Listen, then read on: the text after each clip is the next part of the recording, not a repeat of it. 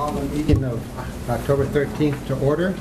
Dr. Cash, will you lead us in the pledge? Please stand. Ready, begin.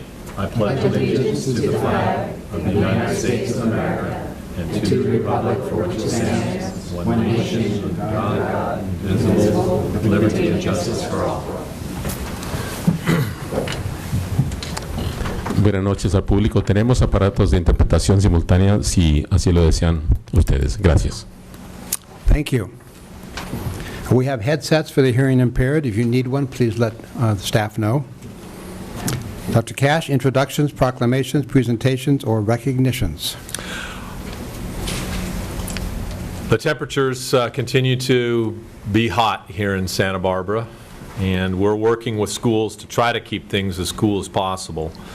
I want to thank our fiscal division and our facilities division for getting out close to 1,000 fans out to our schools over the past 2 weeks. It required, the fans didn't come assembled.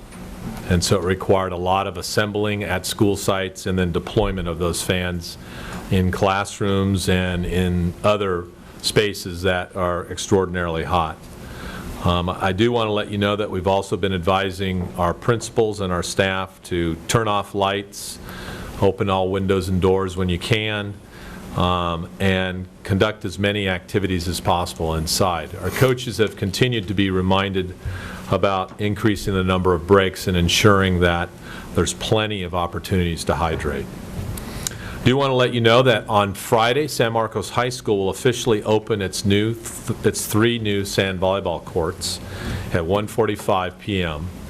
Olympian and former San Marcos High School graduate Todd Rogers will also be on hand for the ceremony. So I'm hoping that board members will go and try to block Todd Rogers' spike. See if you can get up there and not let him score. It should be a wonderful event, and that facility's incredible. If you haven't seen it, it's really worth going to look at it. We're planning another State of Our Schools presentation. It's next Tuesday on October 20th from 6 to 7 at Franklin Elementary School. The event is free, and our food service department is going to be preparing a light meal for those in attendance. And of course, Spanish translation will be provided. While it's incredible that we're talking about both of these, but while it's hot and dry, our facilities department and our school sites are busily preparing for El Nino. Because if in fact it does arrive, we want to be safe. We don't want to be sorry. Again, I want to thank our business services department and our facilities department for working hard to get our schools prepared for the potentiality of a massive flooding incident, and including sandbags have been ordered and are being delivered. Each school site is developing a plan in consultation with our facilities department on how to deal with flooding. We are working with the City of Santa Barbara for our schools within the City of Santa Barbara and identifying areas likely to flood and possible evacuation routes. I have to just be honest again and just say it's really interesting to be having this conversation while I'm sitting in my office sweating. But knowing that it's most likely going to happen, it's just important for us to do so. Make sure that all of our schools are planned and ready to go. Our special education department's autumn newsletter has been published, and its copies are available at the back of the room. And I want to remind everybody that Red Ribbon Week, I said it slowly, it starts October 23rd and goes through the 31st of October. So I'm fairly confident that at the next board meeting we'll have members of one of our big partners, CADA, will be here to discuss that as well and the activities that our students will be engaged in. And that concludes the superintendent's report. Board comments and correspondence.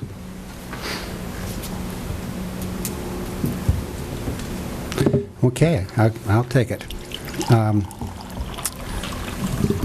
During the last 2 weeks, Dr. Paz and myself spent one day interviewing architects, and the results of those interviews with a group of committee members is on the agenda later on tonight, but we did interview about 9 architectural firms to find out and come to agreement on some firms that we want to have in our ability to use in the future as we go forward.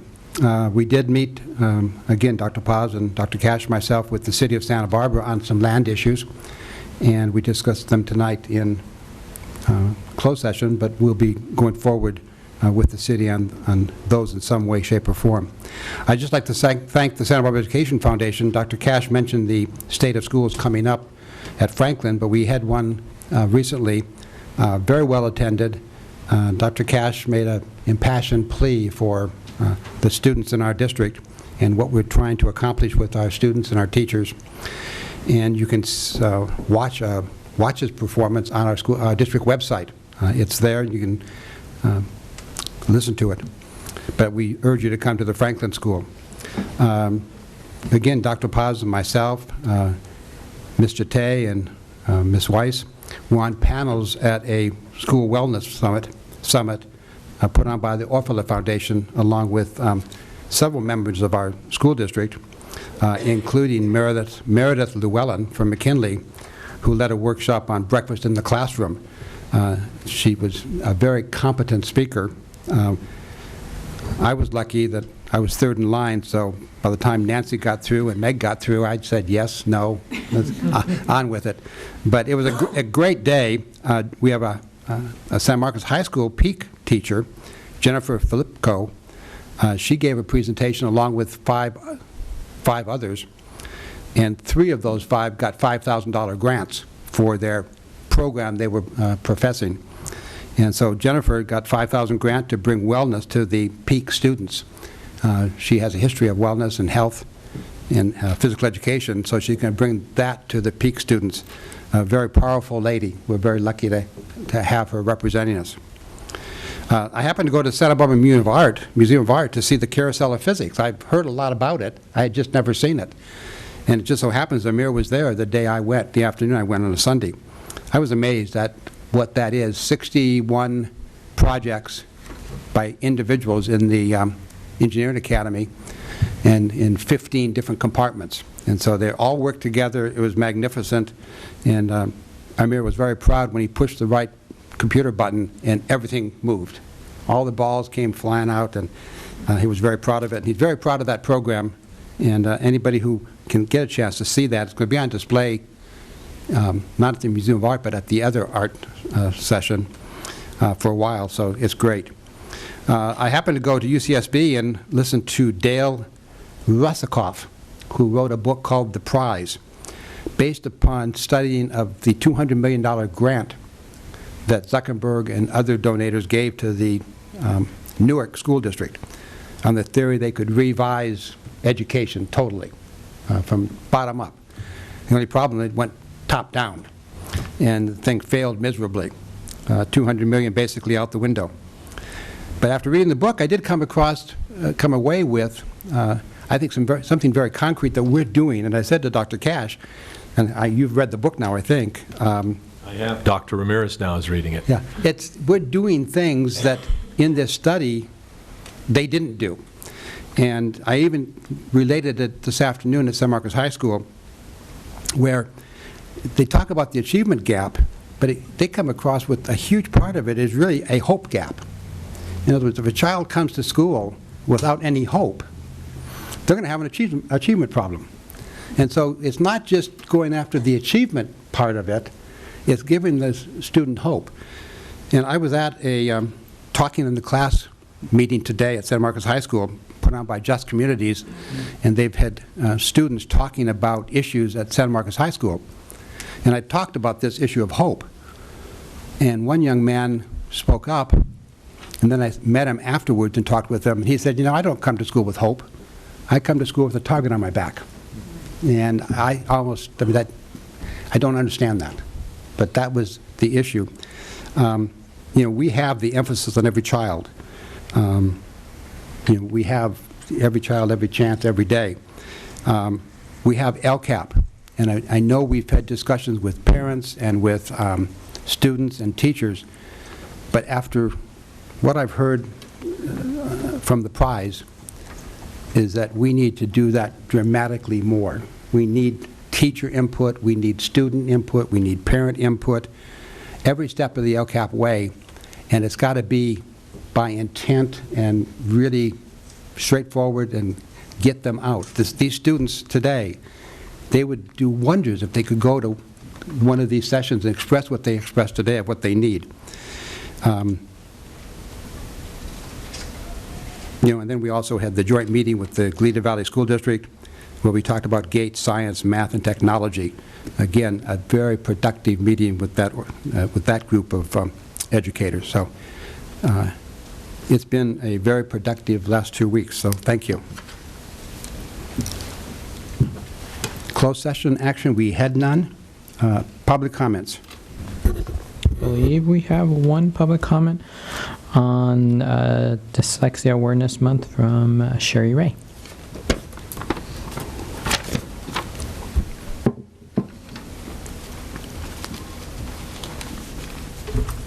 Good evening.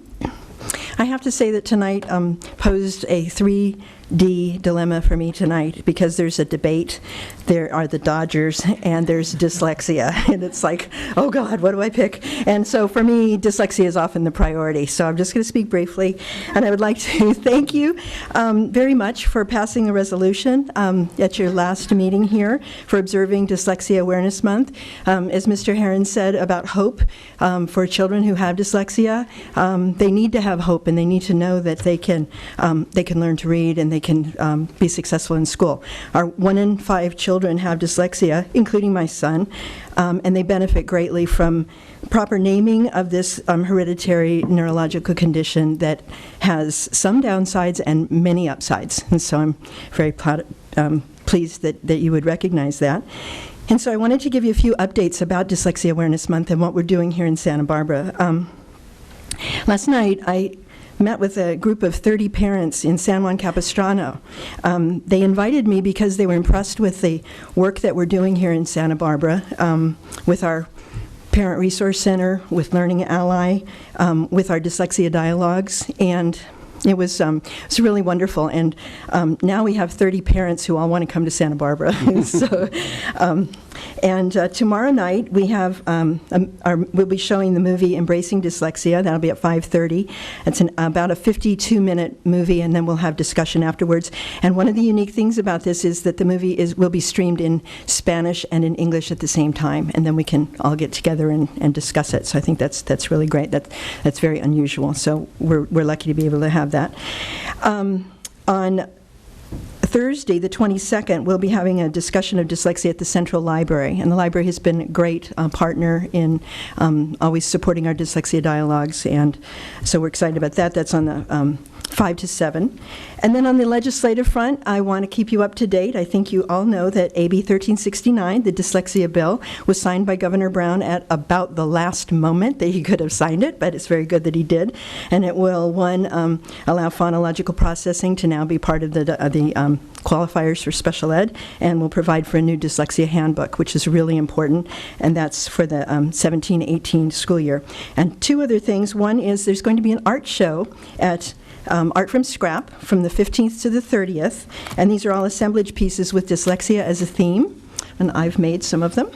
And we're talking with Victor Villaseñor and his people about a possible appearance here in the spring. So if anybody's interested in that, please let me know, because I spoke with his sister and he's excited about coming here. And again, thank you so much on behalf of the 1 in 5 with dyslexia. Thank you. Thank you, Ms. Ray. Is that okay?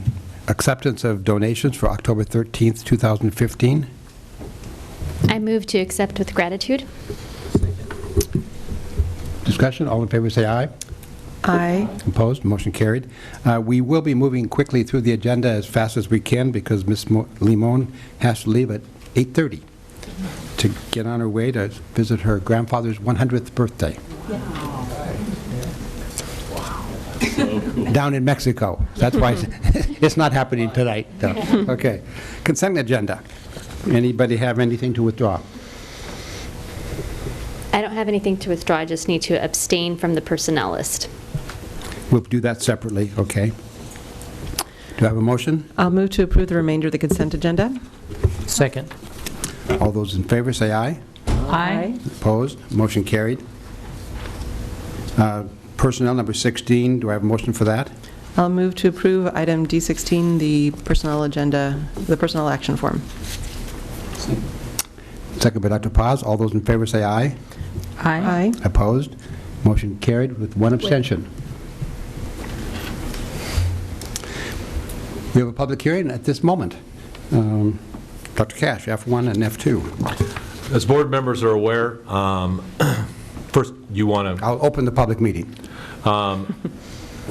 Each year, the board must acknowledge that sufficient instructional materials have been provided to students in our elementary schools and our secondary schools. You've already approved the resolution for our year-round schools, and here are the resolutions for elementary and secondary schools.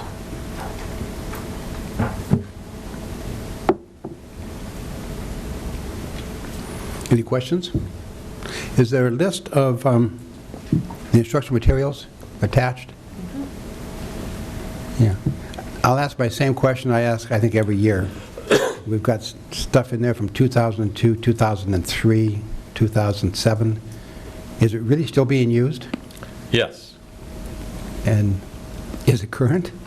Well, this is an interesting question, and it's where the state of California hasn't caught up to the 21st century, because much of the content in all of our schools is digital. Okay. It just seems weird. We're hopeful, my superintendent group in California is moving to get all county offices to recognize in both the Williams Act and in this sufficiency of instructional materials the reality of 2015 and not 1990. Do we vote on this now, or do we close the public hearing when we're done with these two items and come back to them and vote on them? Vote on them now. Do I have a motion on F1? I'll move to adopt Resolution 2015-16-13. I'll second it. Discussion? All in favor say aye. Aye. Opposed? Motion carried unanimously. Item F2, Dr. Cash. Same thing, it's for secondary.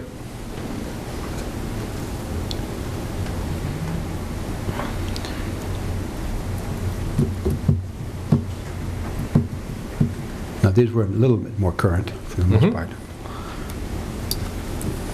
But do they all conform with Common Core? No. Does every... I no. mean, do any of them comply with? Well, that's why there's so many of them. The Common Core state standards, there really isn't a significantly sufficient published textbook. So it's a compilation of numerous resources. The focus is less on the curriculum and more on the content standards. Are books coming online? I mean, are books being created by somebody out there, or? Yeah, of course. Publishers are creating books. They have them already. They took many of these books and put a stamp on them and said Common Core aligned. Okay. Make the motion to approve resolution number 2015/16-05. I'll second it. Under discussion? All in favor say aye. Aye. Opposed? Motion carried unanimously. Action agenda item G1, Board Action Student Discipline, case number 201516-04.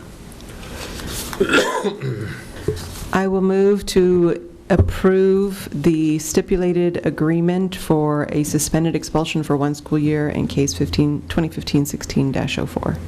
Second. Any discussion? All in favor say aye. Aye. Opposed? Motion carried. Could I make one piece of liberty to mention one other item on the consent calendar? There was the minutes of the 21st, I believe it was. And I know what I said at the meeting in the minutes reflect it, but they came out indicating that we dedicated a rock to Miss Parker. And I may have said that, I think I did, a big rock, but my intent was that we have a plaque on that rock to dedicate to Ms. Parker's efforts at promotion of literacy on the campus of. So somehow, if you could do me the kindness of making a change like that to put what I meant, not what I said. Okay. And it's more than a rock. Okay. Thank you. Okay.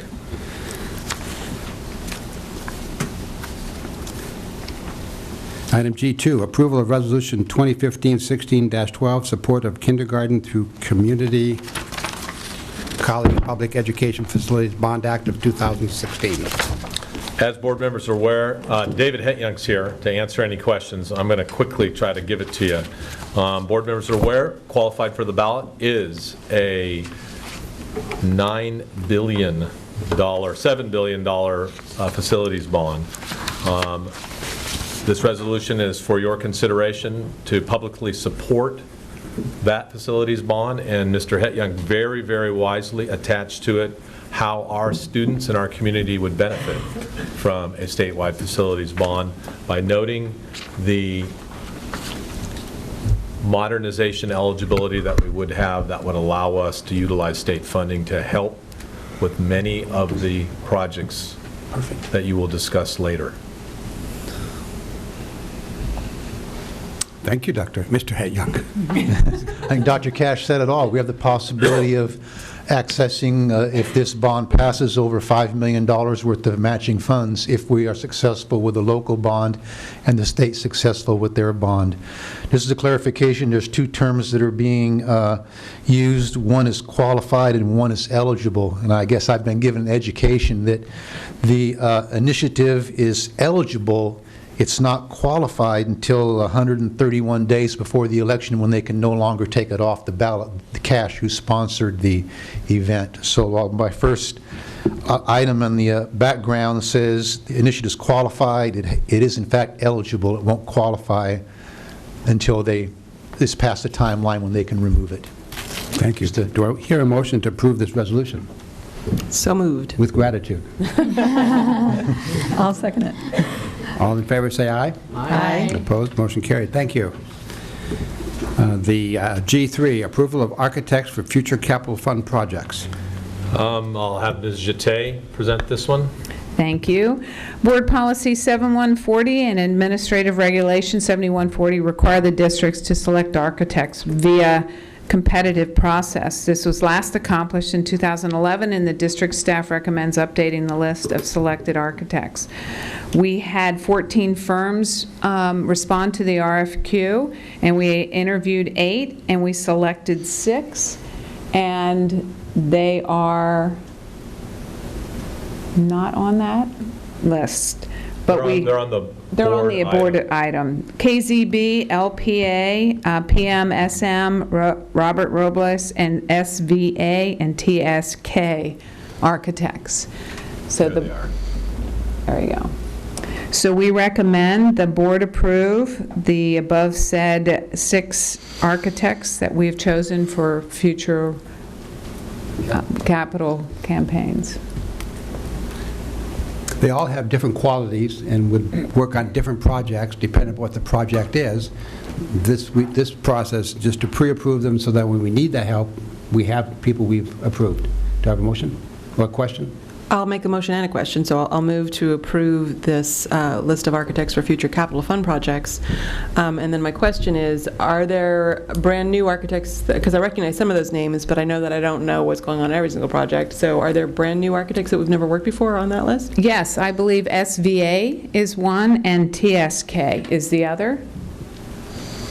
Correct. We've worked with LPA as far as the facility master plan, but not on any designs for actual projects. So when we get into actual project design, TSK, SVA, and LPA would be the new ones with that assignment.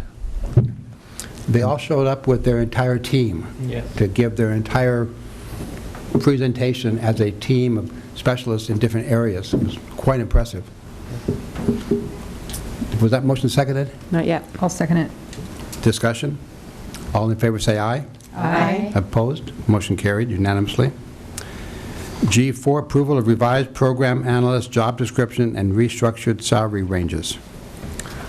Would ask Brian Tangway to come forward and present this item, and I know Mr. Rickman's available for any questions regarding the job description.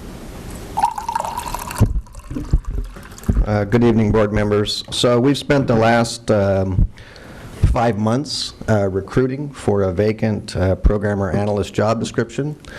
And despite advertising in various venues, local, LinkedIn, SantaBarbaraJobs.net, Santa Barbara Independent, News Press, we've had one interview in 5 months, and to say that interview was scary because the person was in Florida and definitely not qualified, kind of sums up where we are. So we also worked with Robert Half, who has a technology segment, and they're recruiters, and they basically told us, you're about $25,000 low for this market.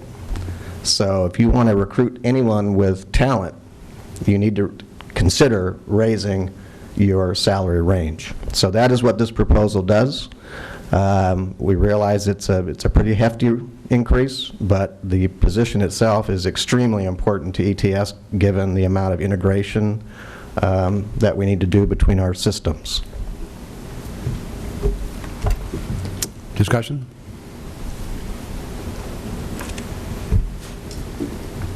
Ms. Parker?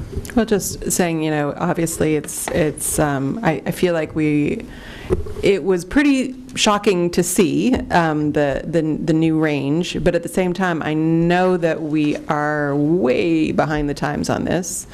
And I guess one question is, were you, I don't know if we did any analysis ourselves of what other districts were doing or paying, or if that was strictly from the outside consulting group. I did some, and it's always difficult because Santa Barbara is such a unique, high-cost area. And we are low in that. For that job skill and those qualifications, we are low. Mm-hmm. And I don't know if this is going to work, to be quite honest. But I know that if we don't do it, we won't get any better results than what we have to date. Well, we could, you know, take a new graduate from the Computer Science Academy and train them up in-house. In fact, it's almost like we've done that in the past. Yeah, so hopefully we could go in that direction if worse comes to worse. But yeah, I don't have a problem with this, and obviously we need the position filled. Thank you. Do I have a motion? Or do I? I'll make a motion to approve the revised programmer analysis job description and restructured salary ranges. Second. Under discussion? Just so you know, I did have questions on the restructured salary range aspect of this, but they've been satisfied by Dr. Cash. Okay, And, good. All in favor, say aye. Aye. Opposed? Motion carried unanimously. Thank you. Mr. Rickman thanks you, too.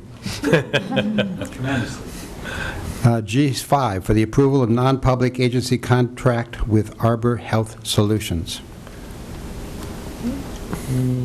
That was taken off the agenda and placed on the consent agenda because it was just an MOU. Okay, I'm using an old agenda. Sorry. Approval of the naming of the sand volleyball courts at San Marcos High School. Thank you very much. David Hetyoung's here as well. He'll take this one. Thank you, Dr. Cash, board members. We're bringing this to you at this time to hopefully have the courts named before the ribbon-cutting ceremony. You heard a few, well, at the last meeting, the Marquis family and their involvement with San Marcos High School. Another major player of facility improvements at San Marcos High School has been Rich and Sally Ridgway. They've stayed pretty much in the background. But as you can see from the background listed here, they've done a lot for San Marcos High School. I need to apologize first to Rich and Sally. Ridgway has no E in the last name. And so if the minutes can show that correction, I'm sure they would appreciate it. With a name like Hetyoung, it get misspelled too, and I guess Ridgway does, with probably a lot of people add an E in there. But Rich and Sally have done a tremendous amount. He was instrumental in both the contracts, being the contractor for both the sand volleyball project and the stadium renovation project, taking on that job and that responsibility, donating his time, no profit, no overhead, which was why when we bid the sand volleyball courts, Rich Ridgway was the low bidder by far on that project, because he basically did it for his cost, for free. And like I say, athletics at all different areas of San Marcos High School have benefited from this family, and so I recommend that the sand volleyball courts be named after Rich and Sally Ridgway. Questions? Do I have a motion? I'd like to make the motion of approving the naming of the sand volleyball courts at San Marcos High School after Rich and Sally Ridgway. No E in Ridgway. With I'll gratitude. second Yes, with gratitude. I'll second it. Discussion any further? And I'll just add, a huge thanks to them, and I'm thrilled that we have this opportunity to honor them in this way. Thank you. Yes. Thank you. All in favor say aye. Aye. Opposed? Motion carried unanimously. Approval of software subscription agreement for ACA Track. Mr. Tangway's here, as Mr. Torina is in Sacramento, where I bet it's hot there as well. Thank you. So one of the things that the Affordable Care Act did was place a tremendous burden on employers by requiring not only the tracking of hours worked for all employees, but also fairly complicated IRS reporting. So it's kind of the gift that keeps on giving for us. It represents a tremendous amount of labor that we have to do, a lot of staff hours. So we have found a product that we think can help us make this process a lot easier and hopefully more accurate. It's called ACA Track, and this is a software program that's designed to collect hours worked, monitor eligibility, and provide the comprehensive reporting for the Internal Revenue Service. The good thing is that the vendor, PSST, has considerable experience working with Tyler Munis, which is our, of course, HR financial system. They are very, very confident that they can make it integrate with our system. And so we are recommending that the board approve the subscription to this product so that we can get this kind of onerous task of tracking and reporting done cleaner and hopefully a lot faster with fewer staff hours. Questions? Ms. Parker? What if it doesn't integrate well? Is there a back-out clause in here, in all this fine print, that allows us to? Yeah, it's a subscription base, so we do have we would have the ability, I believe, to cancel if we run into those kind of extreme problems. Okay.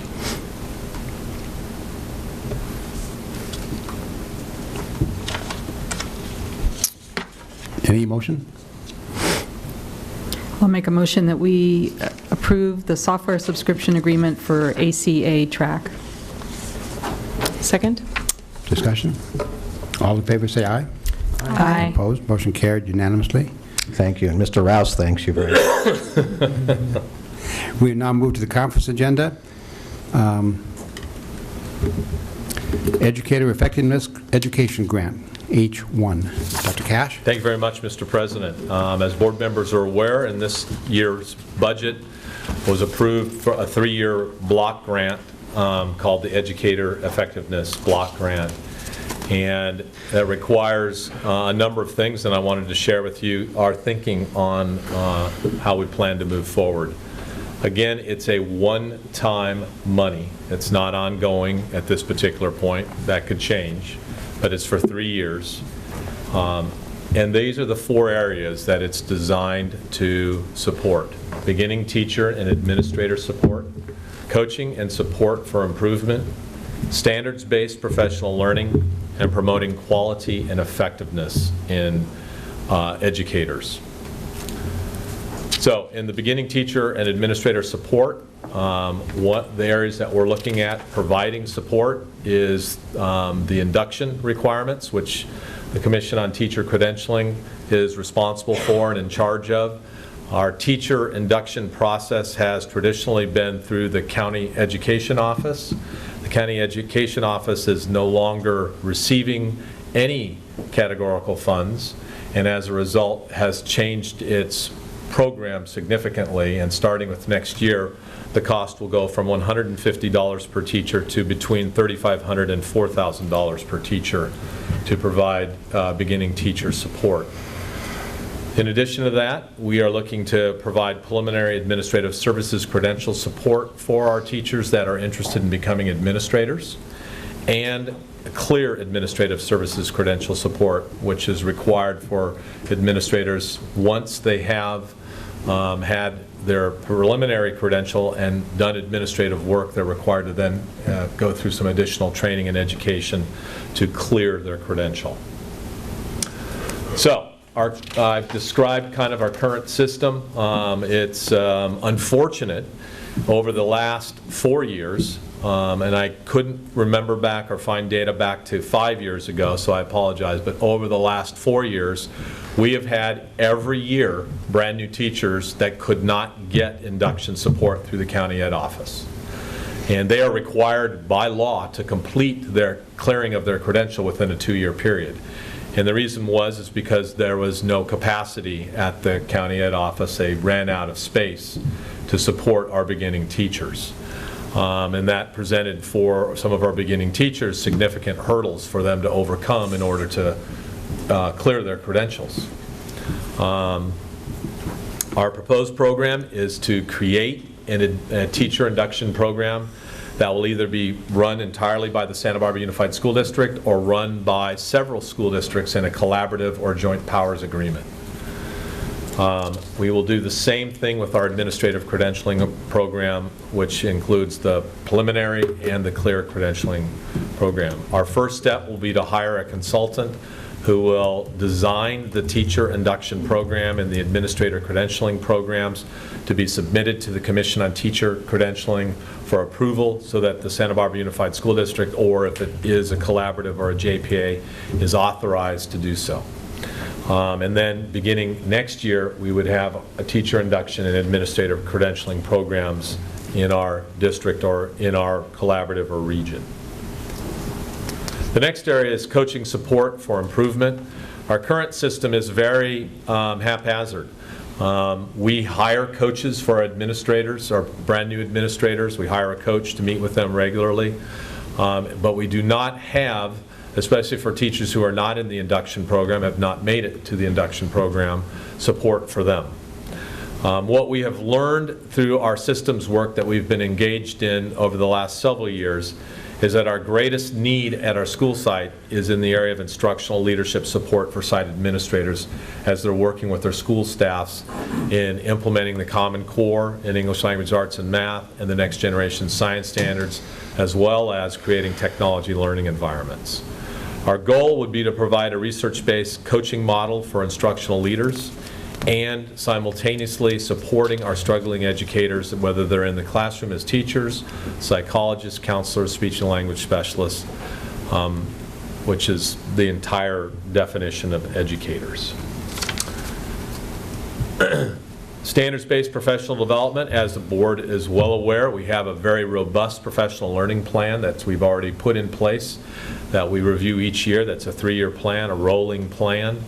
That takes into consideration the large initiatives that our district has in implementing the Common Core in Math and English Language Arts and the Next Generation Science Standards, as well as instructional strategies such as differentiation and creating technology learning environments. One of the areas that we have not had an opportunity to create sufficient support, which will and is absolutely essential, is in professional development and English language development support for classroom teachers. We do not have an ELD program in the Santa Barbara Unified School District.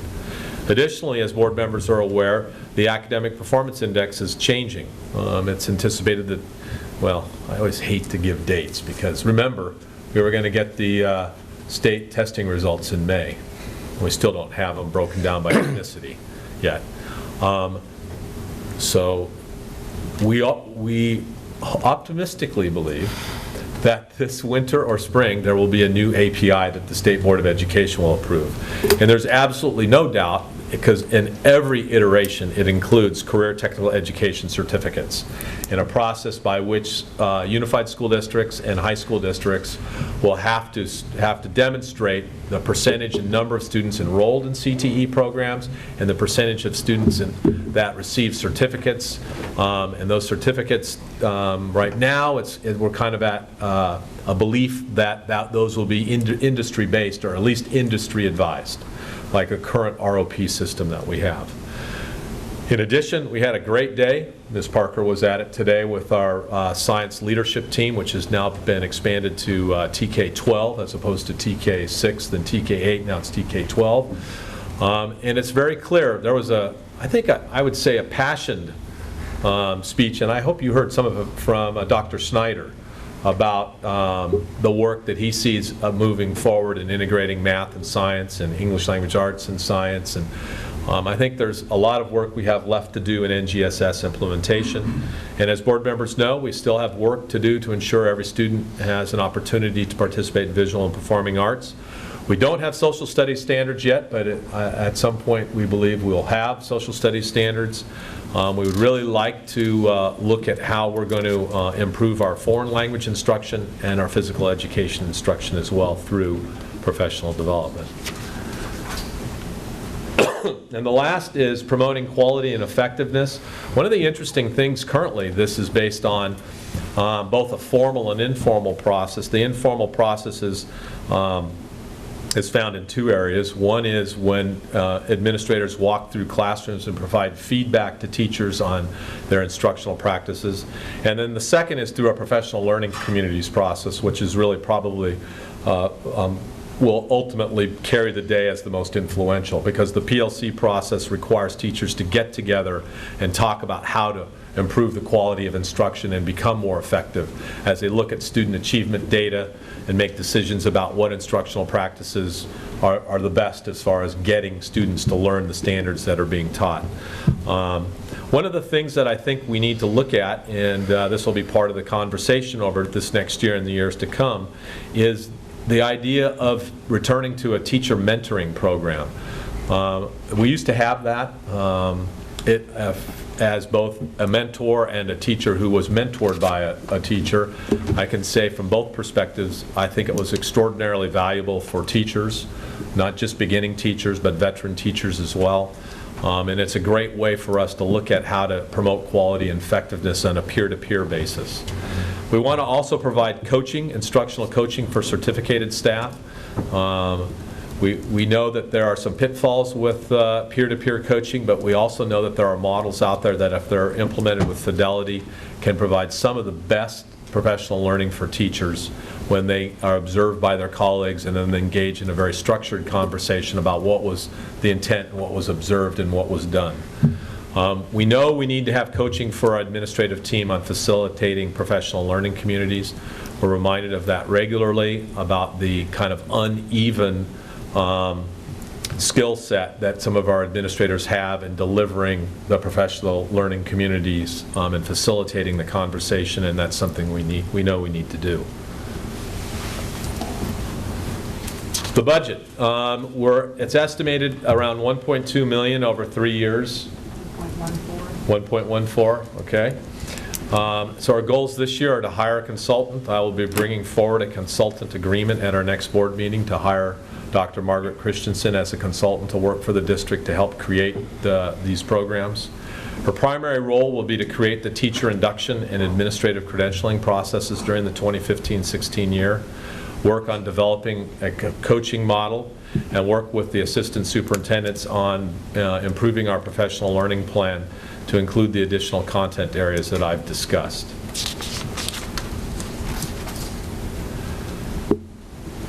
We hope to have a proposed budget for the next 3 years, and it will be in very general terms, because I will hope that we could be as fluid as possible and with regular reporting on how it's working. Hope to have that on the December 8th board meeting, which requires a public hearing and approval of that 3-year plan. Questions?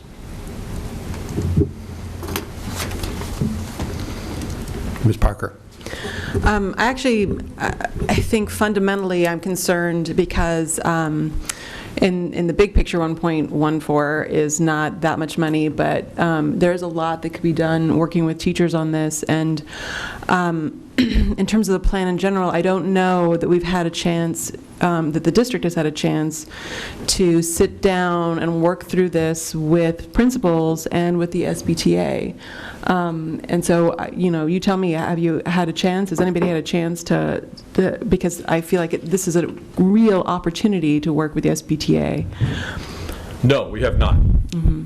Because I think before any sort of final proposal came back, I would really want to see that principals and SBTA have taken had an opportunity to be partners in this, because it will affect them so directly.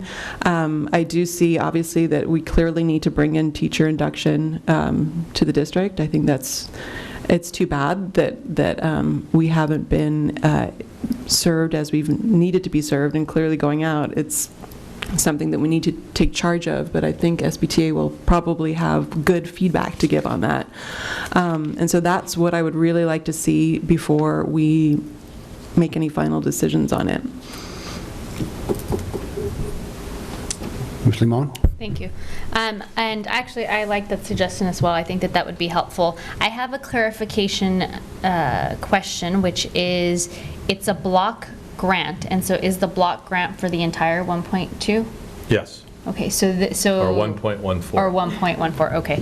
And I like the idea of increasing our capacity to serve more of our educators, but I also just have questions as far as what that means for the district and how you're feeling about the fact that we would be increasing capacity, which sounds great, it feels good, but there's also the fact that we have a lot of things going on. And so is this something that we feel we could, and I'm pretty confident you would say we would never bring this forward if we didn't think that we could do it, but I'm just trying to think of what potential pitfalls might come forward, because we've had a lot of big initiatives. So here's the issue in response to that, is that if we had 60 teachers, which would be a good average per year, at $4 grand per teacher, that's an ongoing, unending cost.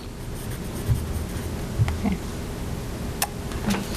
Unless we decide to do it ourselves.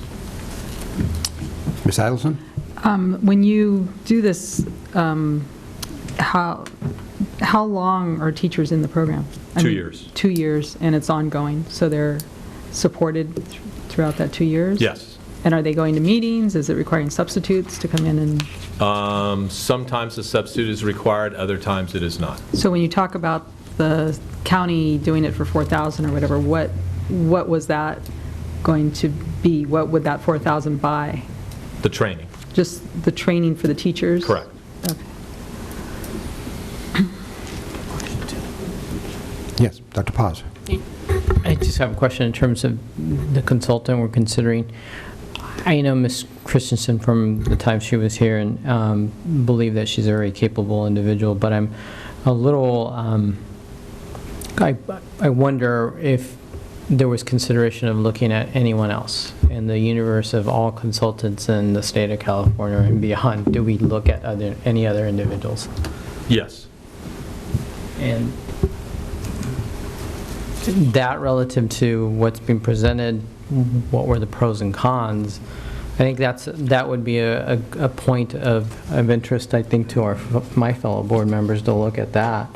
Because I think in light of trying to look at having SBTA chime in, have their input, I think they would have some input in terms of needs, and that need would dictate a consultant being hired and the skill set that that person brings.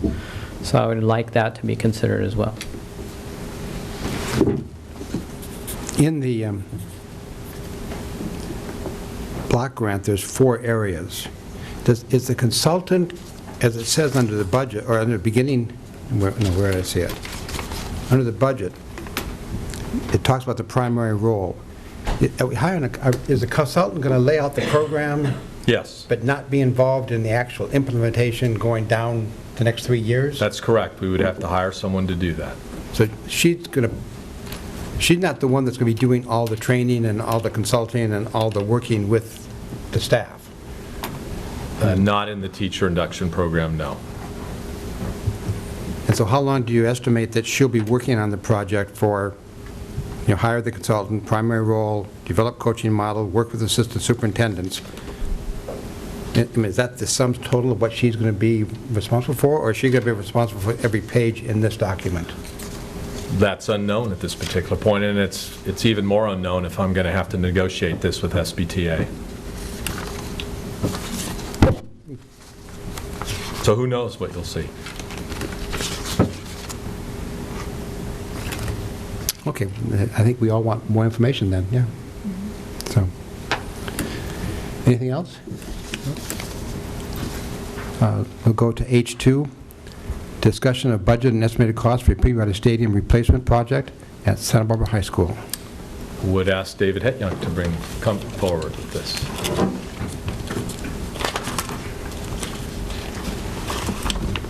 And I'm going to ask Kelly to join me. Smart. Yes. Kelly's the project manager for this project and much more familiar with the numbers than myself. Basically, due to some unforeseen circumstances, and one of them being site conditions, one of them being the division of the state architect, one of them being soils, some other issues, this project is over budget. So we've gone through a process with a contractor looking at the plans, with the architect looking at the plans, with district staff, with Telecu, to see what areas we can reduce the cost of the project without really affecting the quality. Two of the things we've come up with, it basically is a little bit change in the structure. When we say replace some of the concrete with steel, that doesn't mean what you'll see with the stands. It means the structure underneath. So you're still going to see concrete seats, just like there's currently at Peabody Stadium. I want to make that perfectly clear from the beginning. But we would not build out the inside of that shell underneath the stadium. So with those reductions in scope and value engineering, we're still short total project about $4 million. So we'd like to have a discussion with the board about allocating an additional $4 million from Measure Q 2010 funds for this project, which would take our balance not allocated by the board from approximately $7 million to $3 million. That's the short version. Thank you. Discussion. Ms. Parker? It's one of the awkward things about sitting down here at the end. It's like, you go first, and we'll go down the line. Obviously, this is really disappointing news, and I know we've been hit in the past with unexpected costs in these sorts of situations, but it's still hard to hear. One question I have is, remind me what was going to be in that shell that you are now proposing not get built out? Thank you, President Hare and board members. The interior had a weight room, a training room, and a team room, and it had some walls that were built out inside. This was the first floor. A hallway, some additional restrooms for staff use in there. And then there was a second floor. There was only not all of the entire footprint. You can imagine the sloping profile of the grandstand, even set back from that somewhat, that would allow for some future build out for some classrooms or offices. So it would just be entirely, none of that would be built in this phase. You would go in there and see the sloping ceiling and the wall at the far end and the wall on either side. But it is something that could be phased in at some future point if Yes, yes, that's correct. And the engineering in the building as a whole is there to allow, and the infrastructure, the plumbing, the electrical capacity, all those other elements are there to allow for that future build out. Okay, thank you. Ms. Limon? I have a clarification question. So it's losing what would have been in floor 1 and 2, or just losing floor 2? Both floors. Both floors. Yes. They will be there, so and there still is a possible that they could be bid as an alternative and still fit within the budget. But it's safer and smarter to take them out now. Ms. Adelson? Will you discuss a little bit about what the surprise issues were as far as it was drainage or issues of how things were designed versus what we need to do? We knew the field sloped about 4 feet plus from one end to the other, and so we knew that had to be leveled. But what we didn't know was the condition of the soils around where the stadium's going to be. We're going to have to over-excavate that soil, take it out, compact, and treat it, put it back, and compact it as we go, putting it back. These are all part of the earthquake safety requirements. This building, they're looking at it the same as if it was a classroom building, the same as the libraries. Those of you who were there earlier at Adams and Washington that saw the amount of size of those footings and the concrete that's under the ground that you don't see. I mean, this building is being built to sustain a major earthquake. And what we thought the structure would be at the beginning and what the Division of State Architects said they wanted to see once the architect got down there significantly changed the structural design of this project. That was one of the costs. Like I say, the soil conditions were another cost. It's a lot of this project is a big civil engineering project where we're moving and grading and actually disturbing a great amount of dirt to cut away the hillside, to level it, to compact where the building's going. And things have just progressed with finding out new information and increased costs from what the project was anticipated to cost from the beginning, as far as the price of construction going up had a little bit to do with it. As far as the professional cost estimator coming back and saying, this is what now this project will cost. But it sounds like you still think that it could possibly not be that expensive once you get into it, or? We'll only know when we open the bids. The contractors will tell us that. I mean, I'm disappointed to have to stand before you and ask for more money. It's not a position I like to be in, but unfortunately it's the position that we are in. Ms. Limon? I appreciate your comments. How far are we in the process, and what to believe that you may not have to stand here again for this particular project and ask for more? I'm not going to. I'll just tell you right now. This is probably the largest civil engineering project the district has ever done, and maybe one of the largest in our cities, the city of Santa Barbara engineering projects. We're going to move dirt that hasn't been moved in 100 years. But are we far enough to think that there's a smaller likelihood that we're going to be asking for another $4 million? Well, we don't have any more money. Well, I just want to make sure, though. I mean, I get that no one in this room can guarantee that we're not going to uncover, I don't know, something.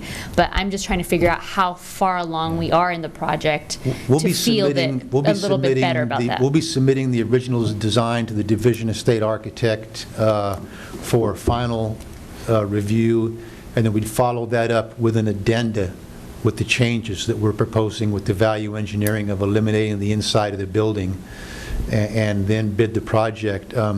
If we thought we needed more money, we'd ask now. We're not asking for $4 million with the idea that we're going to come back and ask for another 1 or 2. That's not the way we do business.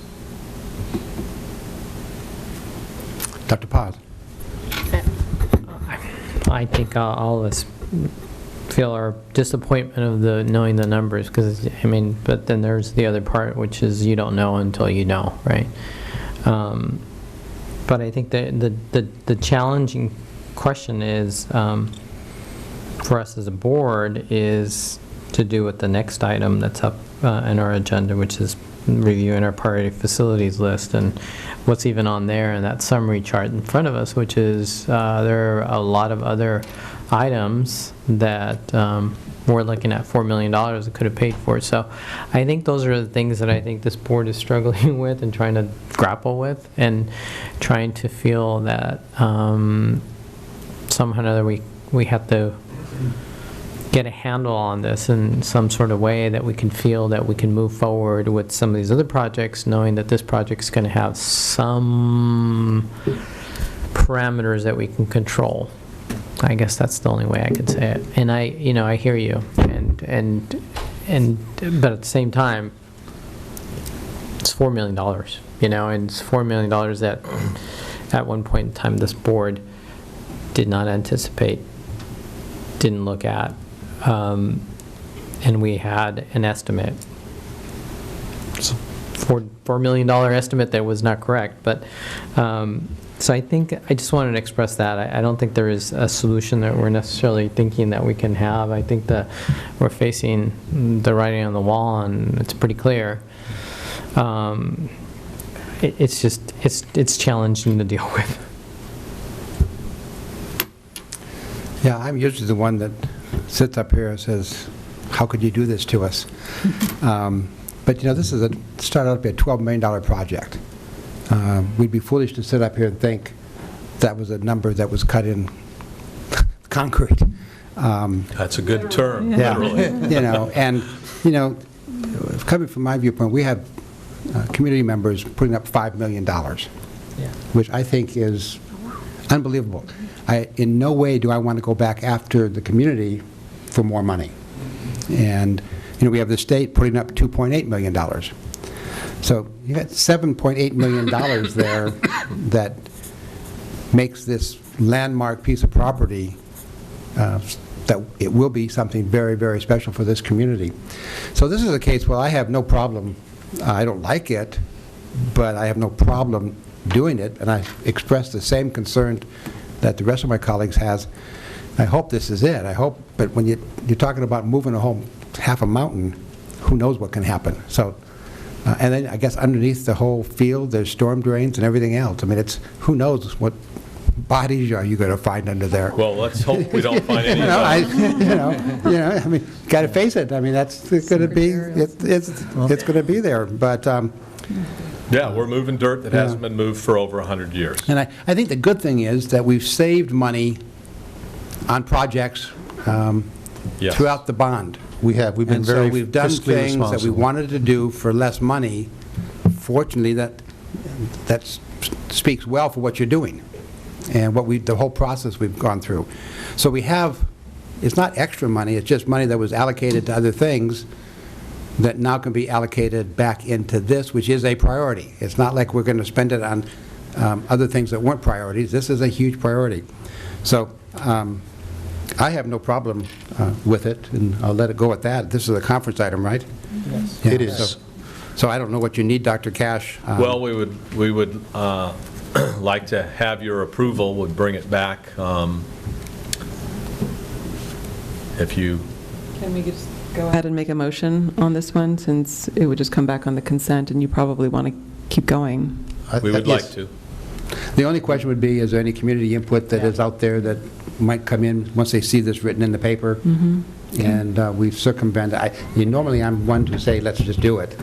I think this is such a big issue that we do need to put it back on an action item, because as much as I think you're hearing from us that we have no other choice, it still is, we're making choices for the entire district with this $4 million, because we are not funding other things. Yes, we've saved money, but no, we will not be funding other things on that list. And so I think as a board, we need to make sure that we have the public the opportunity to chime in. Just a question on that, Dr. Paz. Can it be on the consent agenda for next time? Obviously, it could be pulled if somebody wants to talk about it. I think if we don't get anyone on an action item, we're just going to go through it and it'll be fast. Okay. If we get some people who want to talk, then we'll have a discussion. Just one comment, Dr. Paz. You mentioned the things on that list. Those are all funded, I believe, aren't they? Everything? on that? Yes.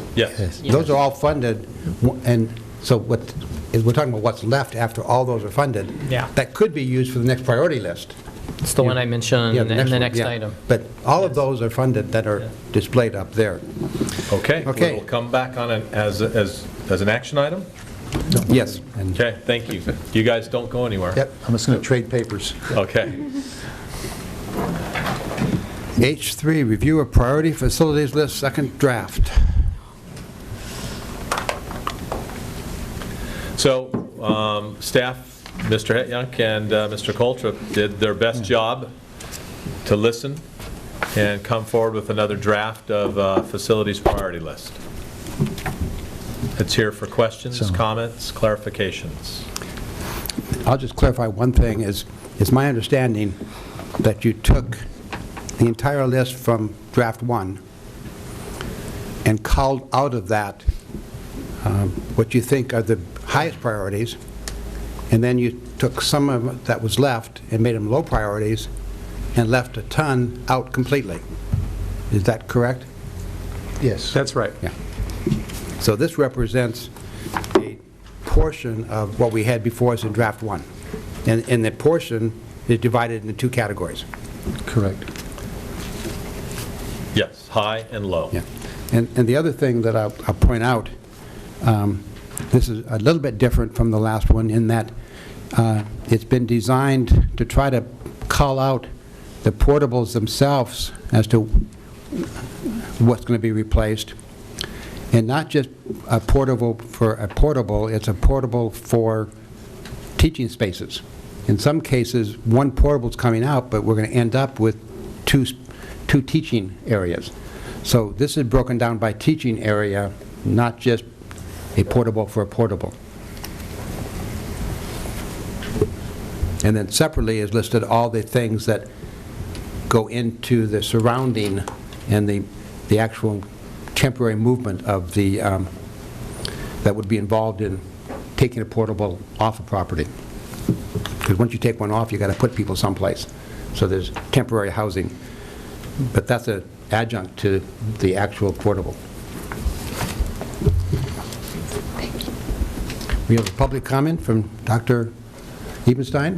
Why don't we just hear from you now? So we, and Lanny, I want to know that Monique needs to be gone quickly, so you do have 3 minutes.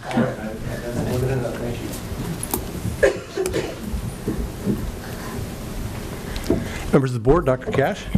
My name is Lanny Ebenstein. Long time interested in facilities issues. And I'd once again like to say I really appreciate that the board and district administration have chosen to make this a high priority item by placing it on the agenda again with another draft of the facilities priority list. And I can only give you some very brief observations, but it's something that I think that, and this would be first with the elementary schools and child development and then the secondary sites, but in the elementary district as currently presented, there would be something like $66 million to $82 million of higher and lower priorities, of which only $22 million or so would be for replacing portables with permanent buildings. And likewise, in the secondary district, there'd be something like $130 to $180 million of higher and lower priorities, of which about $35 million would be for replacing portables.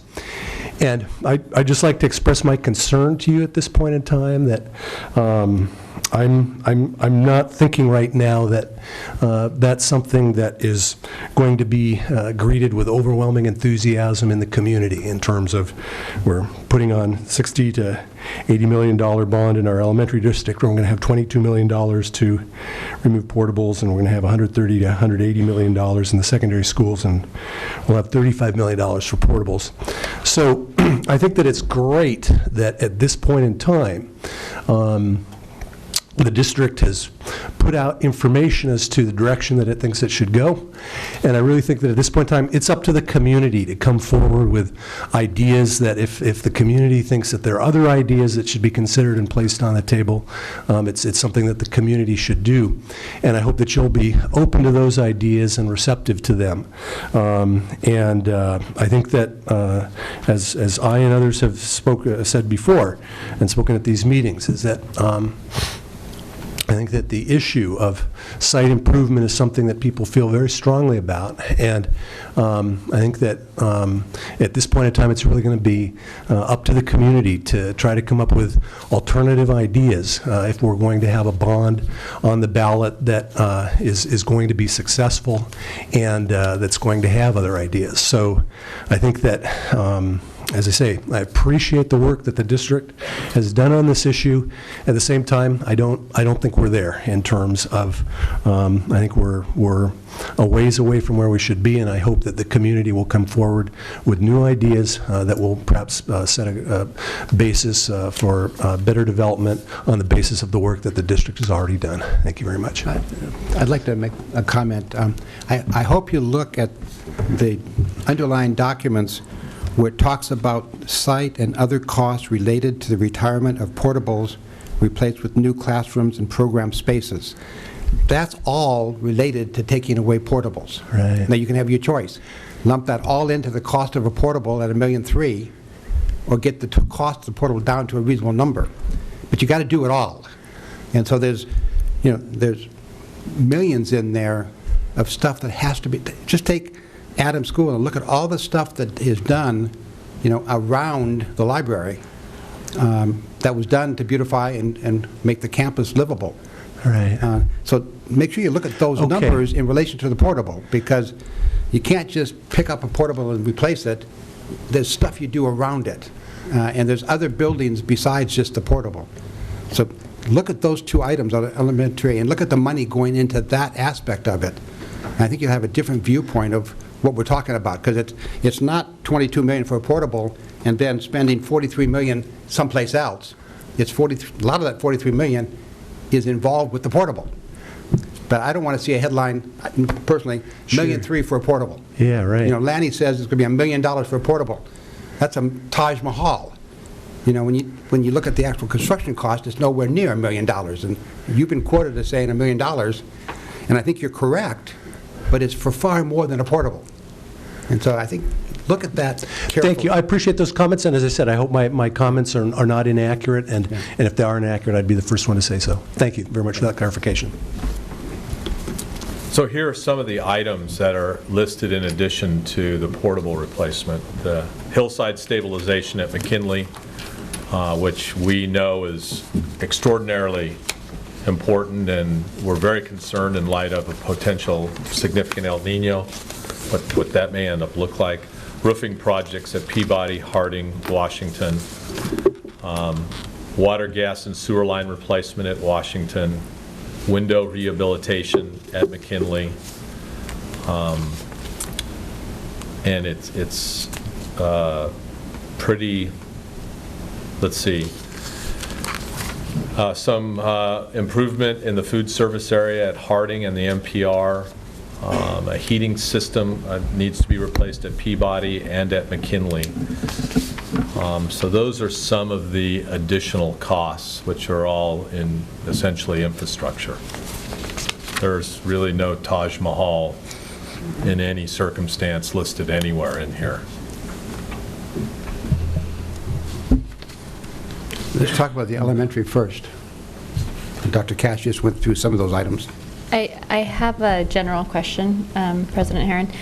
I'm curious if the conversation is just to kind of think out loud about this, or is the goal of this conversation to narrow it down more than these 27 pages? Just so I I think we're here to sort of look at these priorities to get a general impression of, are these in line with our needs? But we're not here to say, yes, this is the priority, because we're a long ways from that. I mean, we need to really determine no matter what the number is, how we're going to fund it. And that means, I think, taking a survey of the community, and at some point, we're going to need to come up with a number. You know, do we think the community will support 100 million, 200 million, 50 million? And then once you come up with that number, then you take this priority list and you whack it even more, if it's not the total amount. And so we need to look at this, and I think maybe if you have any ideas for Dr. Cash and Mr. Hat-Young and Kelly, are there anything on even the high priority that you could say, hey, maybe you need to take another look at this? I do. Dr. Paz? And the person you don't see up here tonight that also had a lot of input into this list is Steve Vizzolini, our maintenance manager. So I just want to let you know that he had a lot of input. He knows a lot about all of these old, especially boiler systems that are, 40, 50 years old that are limping along. I guess my comment to President Herron's points and to Ms. Limon's point earlier is to say that generally speaking, I would say that these are in alignment to what we had as our last discussion, with the following exceptions that I think. I don't think that we got into a discussion about kitchen theater, multipurpose rooms, and libraries as a point. And I don't think we got into the discussion as much about physical education, athletic facilities, or fields as a discussion point. And you all can correct me, but I don't think we got in those two broader areas that we said those should be priorities, or that we felt that we had those as priorities. At least I didn't express them. And maybe those are two areas that I would want more conversations about, because for example, one of the points that I know I spoke of was, I felt that perhaps paving was a lower priority, and Dr. Cash said, well, no, that's actually a safety issue, and you might want to do that, and I said, okay, now I get it. But the other two areas that I'm pointing out, I'm not sure, and I would need more information to kind of feel that they should still be in this high priority area. Based on your input, there are no parking areas in the high priority for pavement. They're all playground type areas. Yeah. Is there a library at Monroe on the high priority list? On page 2 of 10, under Monroe, it says library. Right. Yeah, the answer is yes, and it's in the high priority column. The reason it was there is because on the last list version we did, it was a result of what was being done with the relocation or the retirement of a series of portables, the ones that are closest to Cliff Drive. And rather than carry that as a portable expense, the expense of replacing the portables, we took it out of the portable side and put it here. But I didn't know it was a priority in the master plan in the first place. Yes, it was. The library is currently in a classroom at Monroe. So the idea would be, if we're replacing portables, let's build a library and reclaim that library as a classroom. Okay, I would like to just say one thing, that when we were going through this list, we also looked at how many, we would take, for example, Adams, and we could build a classroom, a 2-story classroom is what I think we talked about, and got rid of 6 portables but had 8 rooms. So it's that kind of thought process we went through too. The same with the Monroe Library. We kind of followed the master plan, because that's what we got the master plan for. So we wanted to, well, if we're going to remove these portables, then let's put the library, that's where they had the library, let's do the library there. So that was kind of the thought process, trying to blend everything in together that we've done so far. Ms. Parker? First of all, I want to say how much I appreciate this new format, because I do feel like it was exactly what we asked for. And so I find it really helpful and much less overwhelming. And so now I feel like we can start to nitpick in a way that we couldn't before, because there was just so much on it. So thank you. And I also appreciate that there's a huge reduction in costs here from what we were seeing, in the first go-round. And obviously, I also think it's still going to be too high, but at least it's more in the realm of, well, we can talk about how we're going to reduce it, as opposed to it being completely overwhelming. But I completely agree with Mr. Herron in that it's probably too early to try to parse this down any further, because we can talk about what's high priority or what's not high priority, but either we'll get bond funding or we won't get bond funding. These things are things that we're going to need to do in the long run. I feel like I've had separate conversations with Dr. Evenstein. One of the things I appreciate is that a lot of things that he had brought up before are now out of this.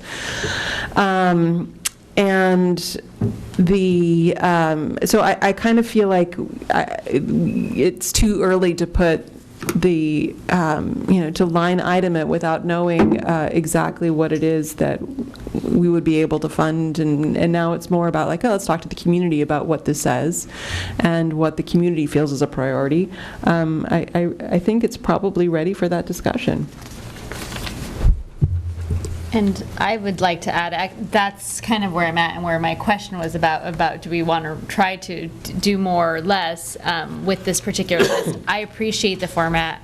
It's been very helpful for me to see this, but I personally feel like the next step is to formally go out to the community and try to figure out. I don't want to reduce this list anymore, because I want to have options.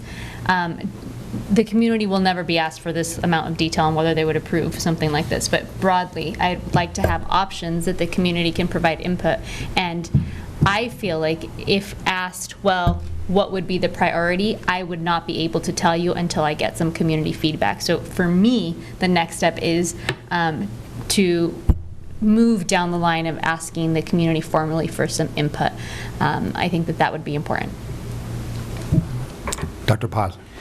For me, I feel the same way as my fellow board members, but I also want to be in a position that if I'm asked, why would you place a kitchen modernization over a roofing project? Why is that more of a higher priority, or at an equal level of priority?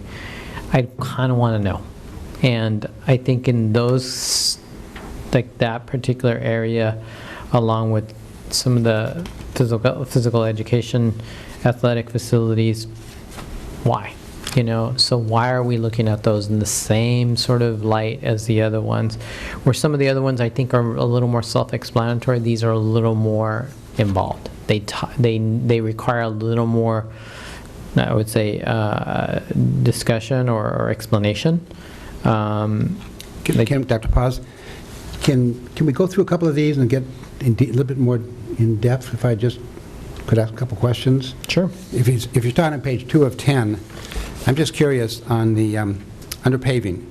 There's some low priorities and a high priority. And on these things, does anybody have any comment? Is there a low priority that you think should be moved to a higher priority, or vice versa? Mr. Lamont? So I guess for me, this is an interesting conversation, because in my mind, I'm thinking back to the last bond and parcel tax and the types of questions that were being asked and to the public, and it was never this level of detail. It was like, do you think that safe or whatever it was, right? Pavement is important for schools. And then it was an internal process to determine whether the east parking at McKinley versus the playground asphalt at Washington was more of a priority. So I guess that's where I'm like, well, I'm not sure what kind of feedback to give, in the sense of, I don't think, if my recollection is correct, that when going out to the community, they would ever see anything like this detailed, and it's speaking broadly of the category. So I'm trying to figure out how much input to give, when I'd like to know if paving is important, just generally speaking. It wouldn't. These things are on the list because they have been deemed by our maintenance staff, the school sites, as important. I guess what I'm trying to get at is, at least my feeling is, there's no way these lower priority items would be funded, because I don't even think the high priority items will be funded. So I'm trying to say, is there anything on, have they made the right decisions on some of these low priority items? Should they be moved to the high priority? And it's high priority, like Dr. Paz has a few. Should they be moved to a lower priority? Because I think in both cases, you know, the $133 million in secondary might be too high. And so to take, you know, there might be things that, I'm just curious if anybody has any thoughts on any of the low priority items that say, hey, why is that low priority? I think that should be really up there. Ms. Parker? Well, just that, I'm with Ms. Limon on this, in that and Dr. Cash, in that I understand that this is what our district professionals have deemed as high priority and possibly lower priority, even though they're all high priority. And so I get that maybe we should have the conversation be open with the community, but I don't feel like board members are in a position to say, this is what should be done and not that, in terms of the physical facilities, because we just don't have that kind of expertise and we aren't there on the ground. And so I really feel like we have to rely on our staff and our consultants to put together the list, and then rely on the community saying this works and this doesn't. And so, like Ms. Limon, I feel like I just need to wait for community feedback at this point. I think the community would say $133 million is, or and I agree. $200 million is too much. They will. They will. And so that's why I want to hear where their priorities are. $268 million is too much. Yep. And so why present the community with those numbers? Well, I don't know that we need to present them with those numbers, and except for the fact that, you know, if you were to test a bond, you would be giving the public a parameter to give some opinions on. But what you can test even now is in the community, where do they see the facilities as, where are their priorities? And if everybody says that their priorities are athletic fields and not portables, and that's going to completely change, the conversation that we have. I don't think that's what's going to happen, but I think that that's where we could have some community feedback now. Go ahead, Dr. Paz. I agree, but I think unless we have some parameters as to why, as a district, or we don't have, I mean, if you allow sentiments and passions to go where they may, without putting a little bit of information behind it, it's going to go, in some cases, in some conversations, to athletic fields, and less to the things that really need to get done. And I'm not sure at this point in time I could say to anyone who approached me as a member of the public or a group of parents that they should support an athletic field versus fixing windows versus fixing a roof. And for me, that's the piece. I'm as much as I hear President Herron talking about looking at within sort of these categories and why something became a lower and not a high, I think there's still some questions there. I'm more concerned with the broader categories of saying why were they included versus maybe not having those, or why were all of those included versus not having them. So I think that's where I'm coming from, and I'm not sure I can even talk about the items any further if we don't get to that point in time where we have some sense of that. I understand, and that's what I'm asking you all to do as the experts, to give me an explanation as to why that happened. Can I ask Dr. Paz then, are you asking for like a narrative that maybe explains a little bit for each section? Perhaps, yeah, that might be helpful. I mean, in certain ways, that might be a little bit of a helpful thing for us to, even when we were to approach the public and talk about big, broad categories. Like, for example, you're talking about paving, right? What's the difference between paving a parking lot versus paving a play area, right? Well, where are kids at? The play area, not on the parking lot, or maybe they are, but we need to have some sense of how to respond to the public in that regard, so at least we give them sort of the lay of the land of making decisions, so they have enough information to say, well, I weigh this item like this and I weigh this item like this because of the information I'm getting back. it's a little hard for me to kind of feel like we are at that point in time. Some are a little easier. If you're going to say to a group of people, hey, the portable classroom versus having that roof, it's going to be leaking, that makes a little more sense. But some of these other ones are a little more detail-oriented, where it needs and requires a little more information. Well, and maybe for some of these it will be a little easier process, and some of them are going to be a little more complex. President Harry, may I? Yes, Dr. Cash. So, I'm more than happy to meet with each individual board member and have a conversation to answer all your questions about each project, if that will be helpful. We could have a workshop and answer all the questions. But here's the issue, Dr. Paz, that you're going to face in relationship to why this versus that, is that we have $800,000 worth of facility needs, arguably. 800 million. Excuse me. And so there will not be from, I think, I mean, you may in your own mind be able to justify why this versus that, but I think there will be a good argument made on doing all the things that aren't even listed here, I believe. But I think if it would be helpful, it would be really great. We could sit down and talk about if it's the athletic fields and kitchens, why those were placed on the list, what the details are in relationship to the decisions made that they were important items. And let me clarify, I'm not opposed to having them on the list. I just want to have information as to why they're on the list. And that's, I think we can sit down and accomplish that and make that happen. And I think that the public itself would appreciate a sort of a dialogue about it, a little bit more information and an explanation, say, hey, this is why we're putting it on. And it's not to say that we shouldn't, that's what I'm trying to say, is provide the public that opportunity, and we may not get into the details. I don't think we need to, but it's having that sort of 30,000-foot level conversation that we can have so that we don't get into the details. Well, the process, if in fact we move forward down the road, would involve both formal and informal polling of the community in relationship to projects, which would then be given to the board as guidance in relationship to both a potential bond amount and the potential projects that the community would like to see done with their money. And that is, in the timeline that I've shared with you previously, is still down the road a ways, and hopefully we would be engaging in that process over the next couple of months.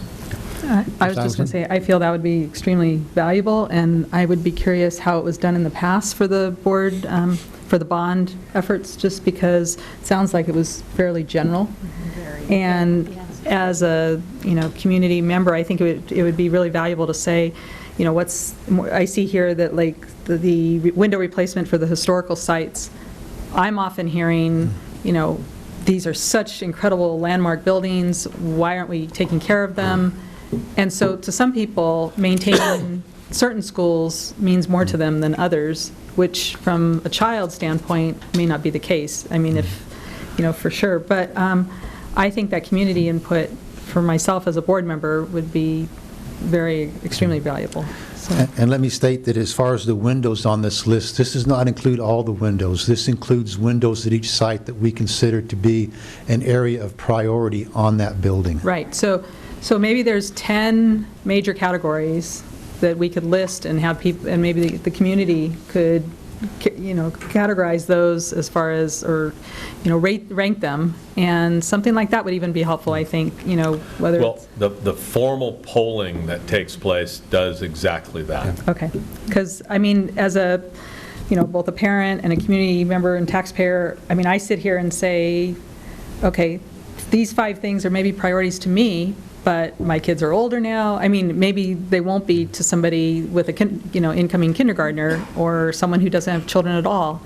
in the schools. And I think we have to really have that view of what's going to serve the most people with the most bang. And if the board decides that they'd like to meet with Dr. Cash on the issues, we'd be more than happy, either myself, Mr. Coltrip, Mr. Vizzolini, to take a board member out to a site if they had a question on a particular project or type of project and wanted to see an example or see see what it was that we were looking at, we'd be more than happy to accommodate you.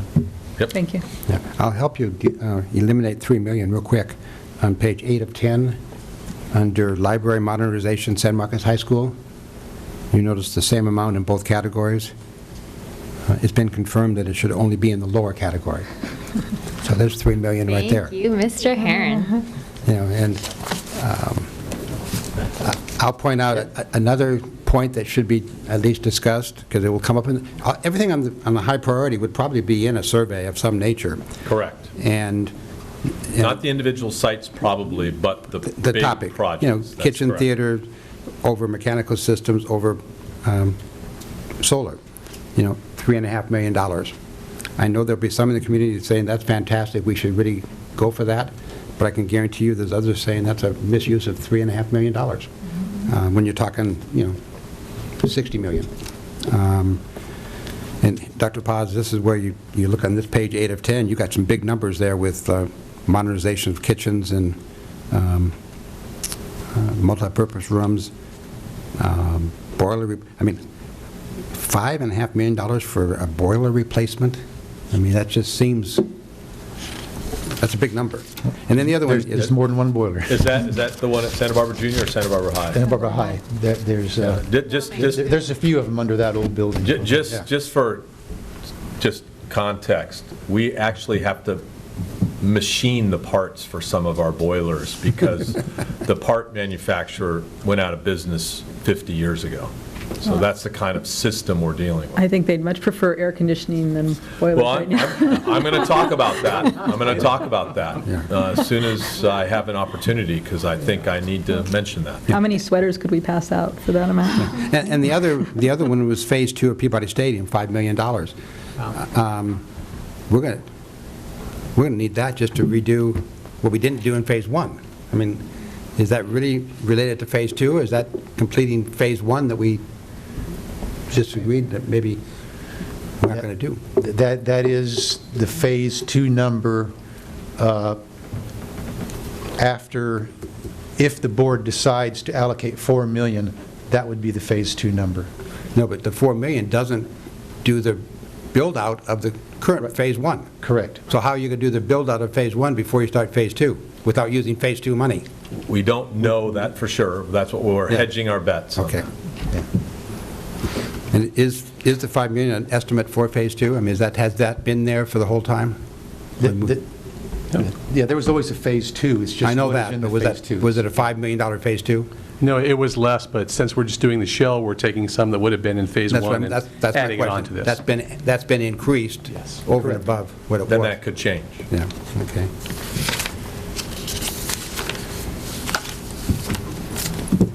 Mr. Herron? Yes. Oh, air conditioning. Yeah, one of the things that was not mentioned on the list that's too exhaustive already and needs to be reduced is the fact that we have several of our schools that are very difficult to push cool air through.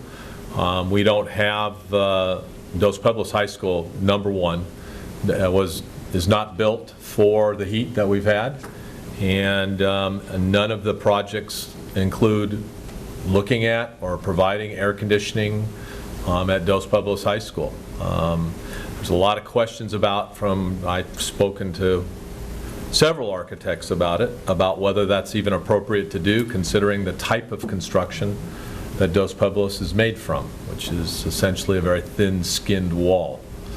So, but one of the things that, unless the board directs me not to, will be part of the polling process would be temperature-controlled classrooms, whether the public feels that's a good expenditure of funds.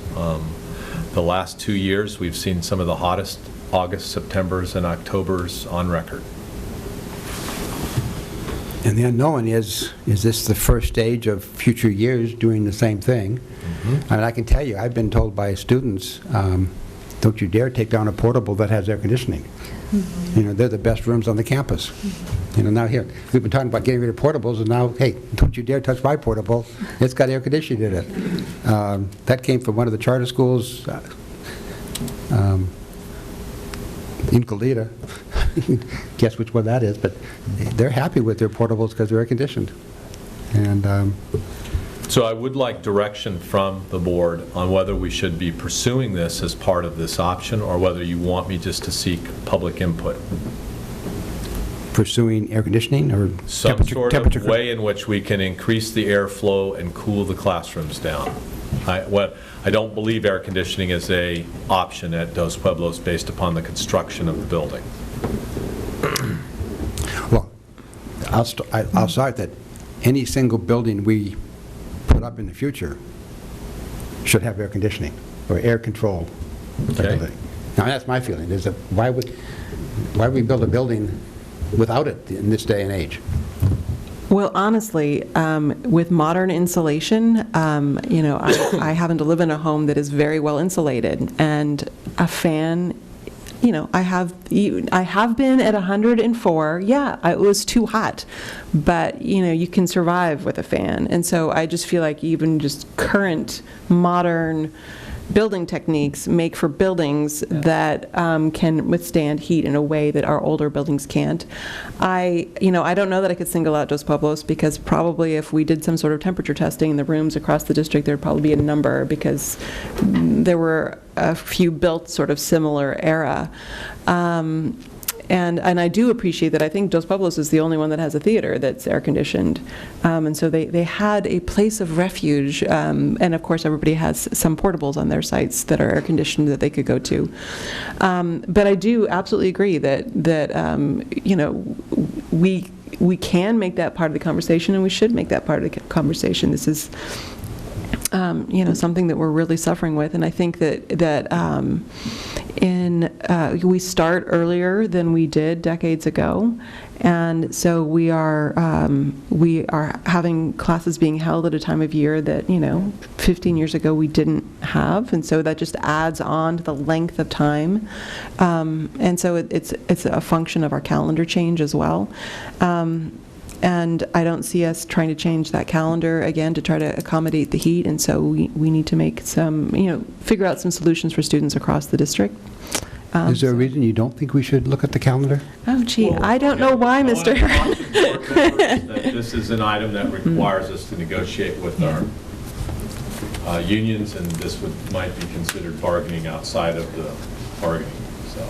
Well, I'll just say in general, the calendars are hard. And so it would be easier to probably pay for and make people happier with air conditioning than it is to change a calendar.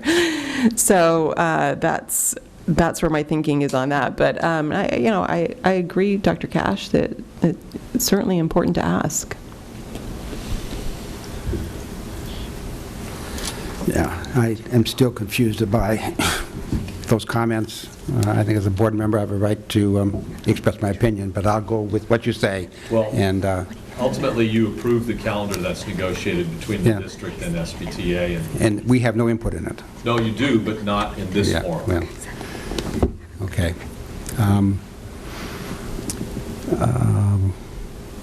Where do we want to go? I know, Michelle, Monique, you're... Don't worry about me. I'm okay with asking the question as far as temperature control, and I would like to move forward and think about a formal process of asking our public for input. Good. Will do. Okay. We will now move to adoption of TK8 Integrated Next Generation Science Standards. We're very fortunate tonight you get to meet our teacher on special assignment, Nellie Hill, as well as our former teacher on special assignment. He gets to reprise his role, Mr. Aaron Harkey. But first we'll have Dr. Raul Ramirez come forward.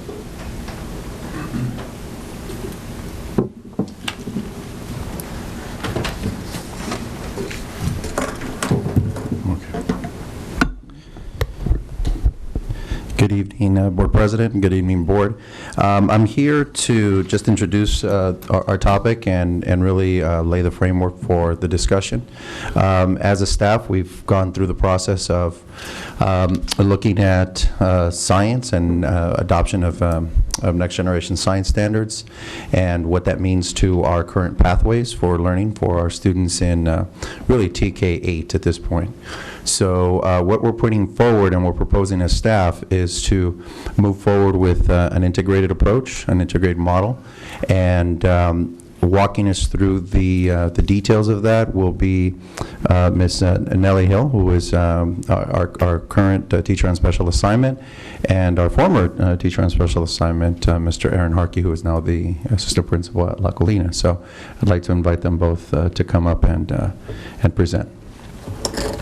And afterward, we'll have every opportunity to, and part of what they'll be doing is guiding us through the process of how we came to this decision and how we came to this recommendation, and also give you an opportunity to ask questions, further questions for clarification. Thank you.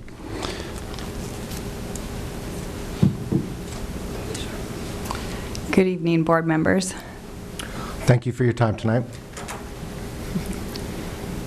Okay, so I'm going to start with the background on the integrated learning progression. The State of California Board of Education appointed a science expert panel, and the science expert panel unanimously recommended, they created and unanimously recommended the integrated learning progression. This was their really thoughtful, favored approach. They were tasked with an alternative approach, which is the more traditional domain-specific model, which is more aligned with our current 7th grade life science teachers, 8th grade physical science teachers. The science expert panel created the integrated learning progression with a focus on the articulation of science concepts across grade level, science content integration within each grade level. This is a big one, alignment with Common Core state standards in ELA and mathematics. And then also very important, distribution of human impact, earth and space science performance expectations across grades 6 through 8 to pair with other grade level science content, where in the discipline specific model, the human impacts in earth science are all in 6th grade, and that leaves the heart of NGSS human impacts out of 7th and 8th grade. So I'm going to go over advantages of both, because there are advantages to both models. The integrated model advantages, it's preferred by the State Board of Education and the Science Expert Panel. Testing will likely align with this model. It has a more cohesive pairing with Common Core state standards. It's a more equitable distribution of content across grades through 6 through 8. There's some grades 6 through 8 don't have an even distribution in the discipline-specific model. The human impacts, PE stands for performance expectation. Those are the accessible components of the NGSS standards, and that's distributed among the 3 grade levels. And then it was preferred by a slight majority of Santa Barbara Unified teachers when you include grades 6 through 8. Domain-specific model, big advantage is higher content familiarity for science teachers in grades 7 and 8 as they would maintain their identity as life science and physical science teachers, which is something that many of them really love. And then preferred, so in that case, it was preferred by 7th and 8th grade teachers. To add one more to this list that came up today at the science leadership team is that the integrated model is also what they're building the state framework around. And one of the delays in the state framework may be due to trying to fit in the discipline-specific model. So in a few different ways, it's the afterthought, not the preferred model. So the decision-making process, which was done last school year, in fall of 2014, the discussion began. At the minimum day, teachers read articles and discussed both models. In winter of 2014, a team of 6th to 12th grade teachers attended the NSTA conference in Long Beach. In spring of 2015, 6th grade teachers at their district PLC meeting learned more about the 2 models, and they overwhelmingly voted for adoption of the integrated model. They did not like the discipline-specific model where they would be the only earth science teachers. Spring of 2015, 7th and 8th grade teachers investigated sample assessments that are a combination of Common Core Math, ELA, and NGSS standards. And then in May of 2015, 6th grade teachers and junior high teachers completed a survey on the decision between the two categories. The results of that decision in May, 3 out of 8 PLCs preferred the integrated learning progression at the 7th through 8th grade level. Grade 6, 7 out of 9 PLCs preferred the integrated learning progression. And that gives us an overall 59% preferred the integrated learning progression. Yeah. Sorry, is there any parameters that you gave them around the word preferred? Is it just, I like it better, I think it's educationally more... Get on the mic. Thanks, Aaron. Pardon, thank you. That's a good question. Preferred is what the California Department of Education, that is the term that they use to describe the integrated model. So in looking at preferred, we did try to determine what the state meant by preferred, and it goes back to the fact that the science expert panel, which was convened to develop a plan about how California was going to adopt NGSS, that was their plan. And as Nellie said, the discipline specific was an afterthought, really, after the preferred integrated learning progression was presented to the public for input. At that point, the science expert panel was reconvened to come up with an alternate model. So those are the two, preferred and alternate are the two terms that CDE has been using. Okay, thank you. And for the surveys, though, our own teachers that were answering this, do we understand when they said that they preferred one model over the other, what criteria they were using to determine their preference? The survey was three questions. One was what would be best for students, what would be best in terms of professional learning for teachers, and then what would the recommendation be from your PLC team? Great, thank you.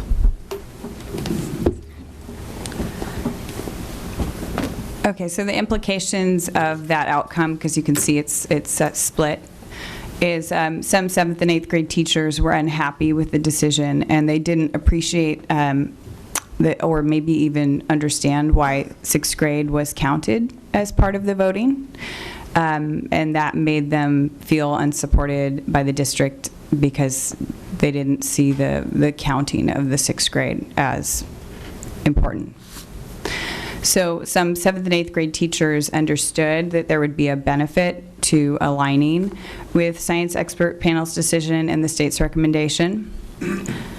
And some 7th and 8th grade teachers recognized the greatest potential for change. So even among some teachers who were not excited about the integrated model, they recognized that it would be the greatest potential for real change in our science classrooms towards NGSS to adopt something less familiar. So following that, many 7th and 8th grade teachers were happy to be done with the decision-making process and ready to move on once they caught wind that it looked like the recommendation would be integrated. There were a lot of people eager to move on, and the outcome of that was teacher-led move to start to chart a path forward. So this was not asked by the district. Some of the teachers decided, well, it looks like the district will recommend integrated, and now we're ready to move forward. And they started to create a transition plan of their own accord. So this is the transition plan. This was come up with, this started after the May survey when teachers caught wind of the recommendation that was likely to happen from the district. They created this plan. And this was a majority of 7th and 8th grade teachers at the June Professional Development Days. And there was representation from each school site. And this is a draft plan, and this is with the idea, the teachers had the idea that they wanted to stay ahead of the curve with what was happening statewide. So the purpose of the plan was to ensure a doable rollout. Teachers, knowing that the integrated model would be a larger change, wanted to make sure that they could handle the change. We wanted to look at student knowledge and make sure that there were no gaps with students missing critical content that they would need for high school. And then the idea of working towards the guaranteed curriculum for the school district. So this is the transition grid, which is quite bright, I can see. It's a 3-year plan, so yellow is this year, and then year 2 and year 3 follow that. Grades 6 on the far left, 7 in the middle, and 8 on the right. And you can see with specifically, this was created by 7th and 8th grade teachers. The 6th grade curriculum is ocean science sequence at this point, and that was already something that was decided upon as it would fit with the integrated model or the discipline-specific model. So it covers 2/3 of the 6th grade curriculum in either direction. And then for 7th and 8th grade, it was a matter of chopping up the integrated model and looking at just making a draft plan to make it doable. And then again, looking for content gaps and keeping in some old curriculum. You'll notice in the center square, cells from the 1998 standards are still there so that we are properly preparing those students that will then become 8th graders in year 3 so that they don't miss that critical component. And 6th grades would be adding on a life science component in year 2, which would be next year. So based on all the work that was done, it is the recommendation to go ahead with this integrated learning progression model. And now I think we're ready to take questions.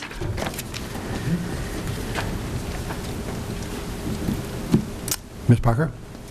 One quick question. When you were talking about the advantages of each of the possible pathways, you talked about that with integrated, there's the more equitable distribution of content. With the domain specific, is it slanted towards 7th and 8th grade teachers actually doing more? No. Actually, under the discipline-specific learning progression, 6th grade teachers would be responsible for teaching more science content than 7th and 8th grade science teachers, in terms of the number of standards. Okay. Thanks. And just in general, I appreciate this open and honest conversation because I know that it was difficult, and I know that we had junior high science teachers that were really upset, and I appreciate just having a discussion about this here. I also am so appreciative that they've essentially decided to move on and really take charge and control of the process by coming up with their own draft plan. I mean, that's critical. And so thank you, and thank you so much to teachers 6th through 8th. I mean, I do think it was extremely important, especially now that you're telling me one of the effects that could have happened for 6th grade teachers. I do think it was very important that they be part of the conversation. I guess another question I have is for our feeder elementaries. Have they been waiting for us to make a decision on this? Are we driving that because of what we're going to be doing in the junior high schools? Well, I'll be as adroit as I can. We continue to work with our feeder schools, and we have 2 scheduled meetings, one this month and one in February. They aren't quite as far along in their analysis of NGSS and its impact on teaching and learning. But they have not made a decision that they're going domain specific or something like that, or integrated? No. They haven't done that? No, they are working with us in a 6, 7, 8. Great, thank you. Any other questions? Have we learned anything in the process of getting to this point in dealing with teachers and... I've learned a lot, personally.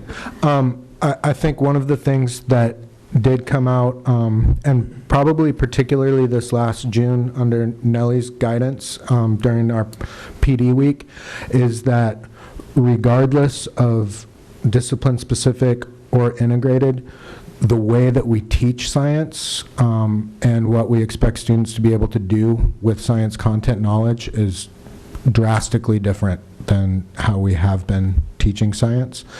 So I think that was part of what brought a lot of our junior high teachers to the point of, well, let's roll up our sleeves and get to work this week and come up with this transition plan, because regardless, I'm not going to be teaching the same way 3 years from now that I am today. Anything? Okay. That's it. Can we put this on the consent agenda for the next meeting, or would you like it as a separate action item? I'm okay with consent. We put it on consent.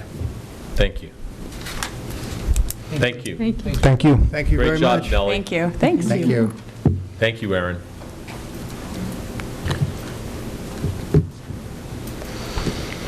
On item H5, introduction of the memo of understanding between iResult LLC and the Santa Barbara Unified School District for the iResult Impact Management Solution. Asking Dr. Guillermo Juan to present this item.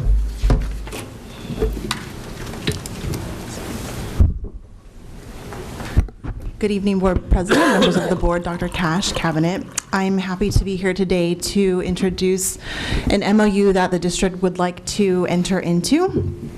And I am standing here on behalf of our cabinet and our principal leadership team. And I do want you to know that we've gone through a process of looking at various data visualization systems that has been collaborative and that has involved the stakeholders within our staff that would be most impacted by its use. So iResult is what is called an impact management solution, and I'm going to get into a little bit of detail of what they actually do. But the gist of it is that this technology would serve as an arm of research and evaluation, whereby it will pull from our various data systems and allow us to visualize data around goals that have been set by the district, such as our LCAP goals, and that it will really allow us to do that first level of monitoring data and progress and looking at data in a reporting mechanism in essentially almost real time. I think it's, there are uploads daily. And then the idea is that this would alleviate some of the reporting function of my office so that I can really focus on program evaluation. So that is one of the key components and the values that we see in this, and are hoping that I'm able to present that effectively to you. The other thing that we talked a lot about in cabinet and with our principals is that as we continue to develop a culture of evidence-based decision-making, we have our leaders who are wanting real-time or as real-time as possible access to data, and that this solution will be able to deliver that, where if you have staff creating reports, there can be a delay of 2 days, 3 days, a month, depending on what is needed. So I'll go ahead and get into it. So the problem that we have as a district leadership team, as site leaders, even as the board, we've talked about the importance of seeing data, is that currently our data lives in a number of different types of systems. So you have the superintendent, assistant supes, extended cabinet, principals, assistant principals, yourselves, looking to different types of systems to get different types of information and trying to then corroborate that with different data in different systems. And so we have here examples of some of the actual systems that we at Santa Barbara Unified use. So for example, our student information systems is ARIES. We have blended learning systems like Scholastic, STAR 360. We have Imagine Learning. We have other math programs where students do work online that's paced in a more online format. We have a data and assessment system, which is our Illuminate DNA. We have learning management system, which is NEO. That's where students, a lot of their course content is housed, a lot of that interaction that they have on a day-to-day basis with their classmates, that is facilitated in a different system. We have spreadsheets that live in Excel or in Google Sheets, in the web, on people's desktops. And the challenge that we are finding as we're trying to move to this more evidence-based decision-making model is really pulling data from these disparate systems in a timely manner to inform and guide our decisions, both in practice, in educational practice, and as well as in decision-making. So the solution that this company offers is that they really are interested in partnering with districts who have set goals. And so our district, with our LCAP process, we've identified a number of key goals, and with the strategic planning that the board had done prior to the LCAP process, there are aims and goals, and there are metrics. We have gone through the very difficult work of identifying what is a priority for our district, and how will we know if we are making progress towards those goals.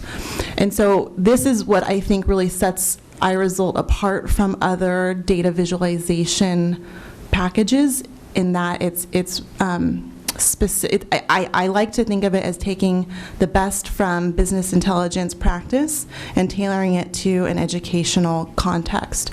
And so we have, as a district, set goals. Sites have then set their goals, and you'll be seeing their single plans in the upcoming month. It's October, yes, next month. And then we have the challenge of implementing, right? The first step is really to create the goal, to create a plan, but then we have to go and do the work. And so we go and we do that. There are options both through this software and through our various systems for people to record their interventions, record what they're doing with students, and then to measure those results. And so another important component of this product is that it does do longitudinal assessment. It will visualize data across multiple years, which is something that we've had difficulty in with some of our systems, or looking at longitudinal data across those disparate systems. So you'll see at the bottom a picture of the types of data that it will pull daily: information system data, data and assessment, blended learning systems, and then periodically we would set that up with them, how often they would pull information from our learning management system. And I do want to note, in the middle is a very small picture of what their dashboards look like. It is proprietary information, intellectual property. One or both of the two. And so if you're interested in seeing a demo of this, or looking at more specifically what the actual product is, the company said that they're more than welcome to provide that to you, but we're not able to do that in a videotaped setting to protect their product. But you can kind of see here there are different options. We can see, we can have data visualized in a dashboard as a trend over time. We can see it as, what percentage of students are making progress towards a certain goal. How have we met that goal? We can see bar charts, line graphs. There are different options of how we want to have the data visualized for specific indicators that our district has selected. So very quickly, iResult, we asked a series of questions, and one of them was, who is your main competitor in this space? And they said, well, in the edutech world, we're really the only ones who do what we do. Our main competitors would be someone like Tableau or another business intelligence system, and that a lot of the edutech landscape is comprised of systems that really support the art of education, the teaching and learning, and that student information systems are really the only other type of data system that live in this world of goals and gaps, trying to see correlations or things that are at the district level and play more of an administrative function. So again, their process is really about setting goals based on our key indicators, checking that data during regular meetings, recording those interventions, and seeing the progress. And I think it's important that I pause here for a moment and just share with you a way that I think about technology. Technology in itself is not a solution, but we really want to think about people, process, and technology as kind of a three-legged stool of how we can address some of the challenges that we have and to move it forward. And so I think that their visual, their process here really gets at that, and the people, again, who would be using this really frequently would be your cabinet and your site leadership teams, and we would also be able to create accounts and adjust permissions for board members so that it's in line with all our laws and regulations as well. So this is just a sample of a day in the life of perhaps a board member, perhaps an administrator, a principal, and you'll see that iResult can really take data from those various systems, and that if we get into the practice of using it as we intend to, and as the principals express interest in doing, that it's a way to get data at their fingertips when they're going into different meetings, like data team meetings, parent calls, meetings with community partners. It will be very useful, I think, and our team expressed interest. They think that they see great value in this as well. Whereas the teachers are going to be using more of those other systems in their work with the students, but iResult will help us pull from those and help the administrators see much more rapidly, much more quickly, and be able to act with much greater immediacy to help influence practice and provide support and make decisions. So our implementation timeline, it's a 90-day timeline. It would begin November 1st, or maybe it would begin December 1st, depending on the timing of board approval, if this is something that you're willing to support. But if we went with a November 1st, the work would begin with ETS. Data would be due to ETS in December, and then in January we would have testing launch. Training would probably span January and February, and those details are included in the MOU. The cost, this is a one-year contract. We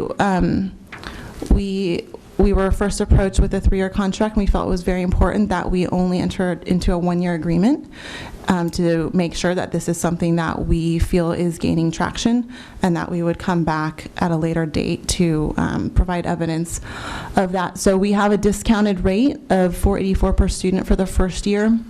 There's an implementation fee, so the cost for the first year is about $91,000. The cost would go down slightly in years 2 and 3 because we wouldn't have an implementation fee, but we would be paying a slightly higher rate per student.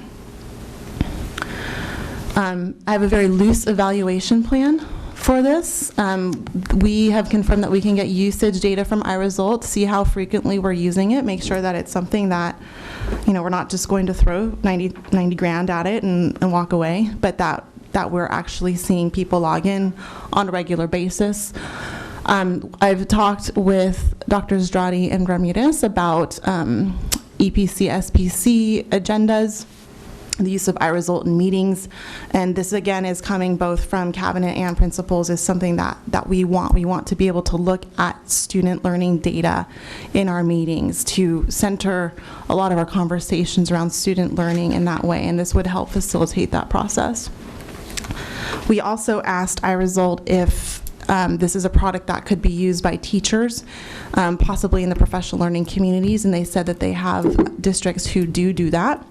And so we would want to get just kind of consensus back from PLT and cabinet for reporting purposes, but also possibly from PLC leaders if we're able to implement it at that level, and get feedback from site administrators. And I think the reason why I really want this, or at least I'm presenting this currently as a loose evaluation, is because I think we had a very collegial and a fairly in-depth screening process. We started engaging in this actually in January of this year. So it's been about 9 months of a process before we felt like we were at a point where we could bring it to you.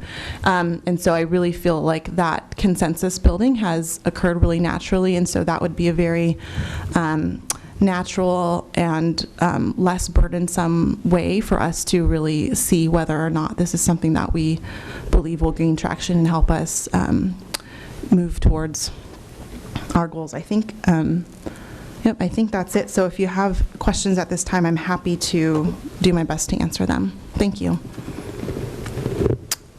Dr. Paz? I just had a couple of comments, questions. One is that when you look at the MOU, I would like to have, as you mentioned before, that the access that board should have, and we're not mentioning that in page 2 of the MOU. Okay, I can definitely make sure that that's included, and I want to reassure you that that has definitely been part of our conversation. So thank you. We can make sure that you're explicitly stated there. And then the other comment I was going to make, and I understand in terms of having access and different levels of access to the data, and obviously I think as board members we understand the confidentiality issues that are involved with that. The other question I would say or comment is that it would be really helpful, even with the prior approval of the other software we approved tonight, the one for human resources, to have a mid-year report and how both of those are going. Great. It would be really helpful, and not waiting until the end of the contract. I think both of those systems really would be really helpful from a board perspective to hear, hey, we're finding some challenges. I would hate for us to come back a year from now and find out you didn't like it because there were all kinds of issues happening. Mm-hmm. So that would be really, really helpful. And I think that also help, at least for the board, if you're going to come back in a year and propose to have another 2-year contract after that point in time. And I think for some of us as board members, I think we would, at least for me, I would be interested in looking at a demonstration in terms of what it's able and what it's not able to do. That would be really, really good. And I'm wondering, even in that respect, whether in this review process, any teachers saw a demonstration and whether they had some reactions to it and felt it was a useful tool, and maybe even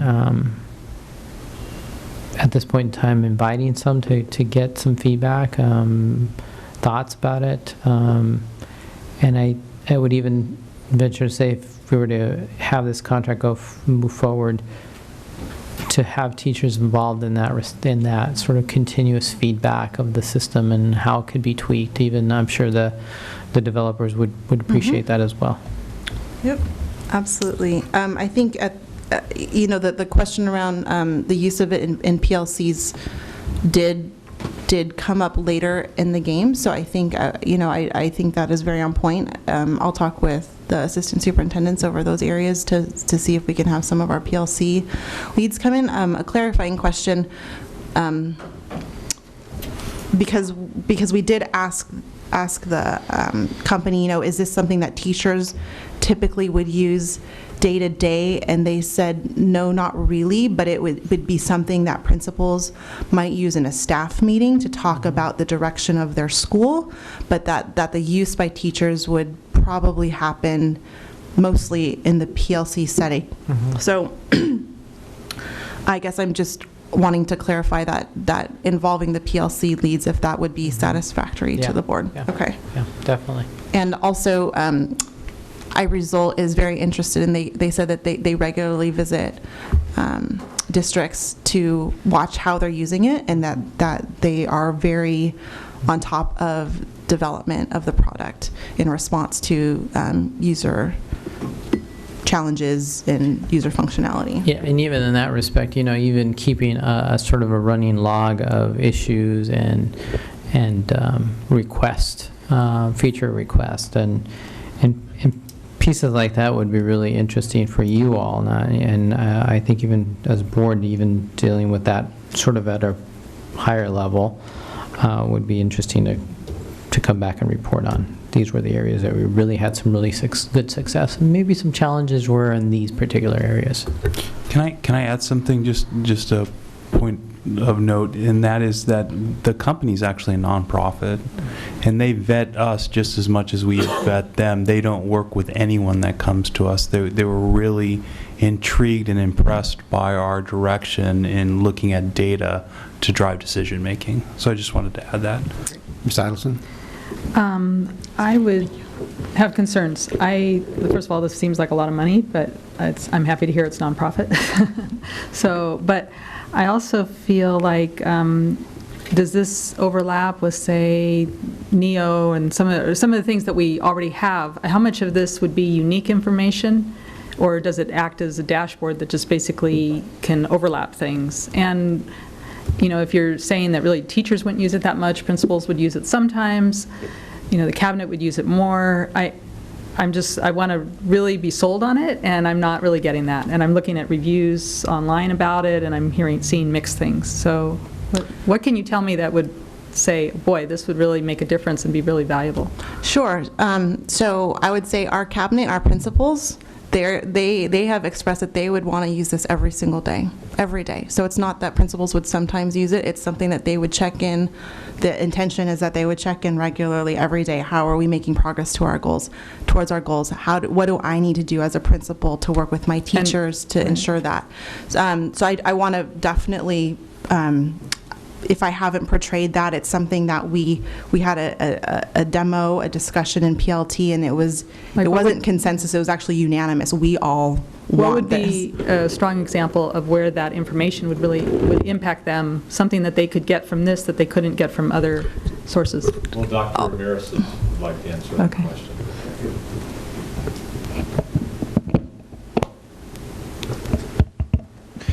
Just to address that point, a perfect example of that would be in our single plans. Right now, the principals are having to look at a number of different streams of data, including standardized testing data, but the standardized testing data is a look back at the past. We can draw tremendous trends from that, but as it relates to this year's students right now in real time, it would be great to establish benchmarks that are well crafted, that are meaningful, as a way of what we've been talking about as being lead indicators, things that would allow us then to move forward and say, this is where our students currently are, this is how we can move forward in setting smaller goals, shorter range goals, and work with our PLCs to ensure that that's occurring.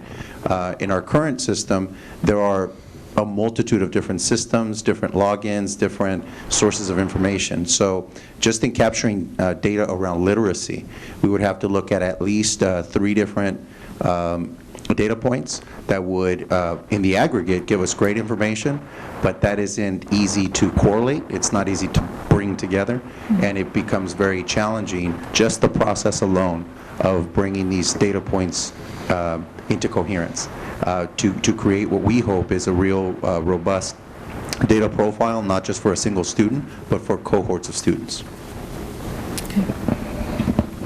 Can I also add something to that? This is not similar to any system we have.